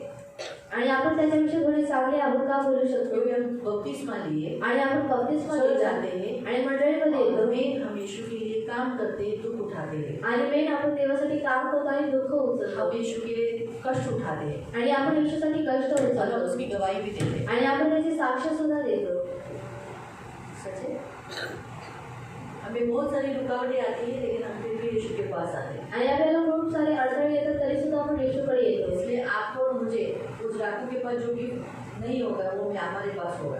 आणि म्हणून तुम्हाला आणि मला त्या डाकूकडे जे गिफ्ट नसेल ते आपल्याला असेल. त्याला उसको श्वेत वस्त्र नहीं रहेगा, आणि त्याला श्वेत वस्त्र नसणार. आपको मुझे श्वेत वस्त्र रहेगा। आणि तुम्हाला आणि मला श्वेत वस्त्र उसको असेल मुकुट नहीं। आणि त्याला मुकुट आप नाहीये. जब जाओगे स्वर्ग में तो बोलना हाँ दीदी ने बराबर बोला था। आणि तुम्ही जेव्हा स्वर्गामध्ये जाल तेव्हा तुम्ही बोलाल की तिथे योग्य म्हटल्या होत्या. वहाँ पर कुछ लोगों को मुकुट नहीं होगा आणि तिथं काही लोकांना मुकुट नसेल लेकिन आपको मुकुट है। आणि तुम्हाला मुकुट आहे. उसको क्यों मुकुट नहीं रहेगा? आणि त्याला मुकुट का नसेल? वो कोई एक आत्मा भी लेके नहीं गया, कारण तो कोणत्याही आज्ञाला घेऊन गेला नाही गया आणि गेला उस परमेश्वर की महिमा की महिमा का मुकुट मिलेगा उसको, आणि त्याला देवाच्या गौरवाचा मुकुट भेटेल, जीवन का मुकुट मिलेगा, जीवनाचा मुकुट कुछ भेटेल भी नहीं। आणि काही उसने नाही. यीशु के लिए कुछ भी काम नहीं किया। त्या येशूसाठी काही काम ये केलं उसे नाही. स्वर्ग मिला, सुख मिलेगा। आणि त्याला स्वर्ग भेटला आणि सुख भेटेल. तो उस समय थोड़ा सा उसे फीलिंग आएगा, काश मैं भी पहले यीशु के पास आता, मैं भी यीशु के लिए थोड़ा सा कष्ट करता, दर्द उठाता, तकलीफ उठाता, तो मुझे भी आज जैसे मुझे भी कोई ये मुकुट मिला तो मुझे भी मिलता। इतनी सी फीलिंग को उसको मिला तो मुझे क्यों नहीं? हमें इतना बड़ा बूढ़ा मेरे को भी मिलना चाहिए था, ऐसा वो सोच लेता। आणि असं सुद्धा तो विचार करेल. जब वो छोटे छोटे इन बच्चों को मुकुट पहने हुए देखेगा आणि जेव्हा तो या लहान मुलांना मुकुट घालायला पाहिजे तो वो सोचेगा, अरे बापरे एवढे माझ्यापेक्षा लहान मुलाला जोसेफला नोहाला मिळालेलं आहे मुकुट, और मेरे से जो छोटे बच्चे उनको मुकुट मिला है अरे बापरे मला नाही मिळालं। और मुझे नहीं मिला. थोड़ा सा फीलिंग आएगा उसको, आणि ती थोडीशी जाणीव त्याला होईल. मालूम हुआ, तो इसलिए याद रखो। आणि म्हणून लक्षात ठेवा तो ये फर्क हम देखते हैं। आणि हा फरक आपण पाहतो. हम भी उस डाकू से कम नहीं है, लेकिन प्रभु जो डाकू यहाँ बताने का अर्थ क्या है? पापी लोगों को यीशु मसीह स्वर्ग लेने के लिए आया है, इसलिए स्वर्ग जाने के लिए उसने कलीसिया का सेकंड आधार स्तंभ बना दिया है कि तुम क्या करो? पश्चाताप। जब तुम पश्चाताप करोगे तभी तुम चर्च में आकर, आज कितने लोग चर्च में आते बैठते, कोई लोग तो मैं बोलती हूँ बोला यीशु मसीह की जय, बोला यीशु मसीह की जय, बोला यीशु मसीह की जय। कोई लोग ऐसे, इधर सब लोग ऐसे करते थे। कभी कभी मुझे ऐसा लगता है भाई चर्च में आया ना जय बोल, फिर भी प्रभु मुझे बताया है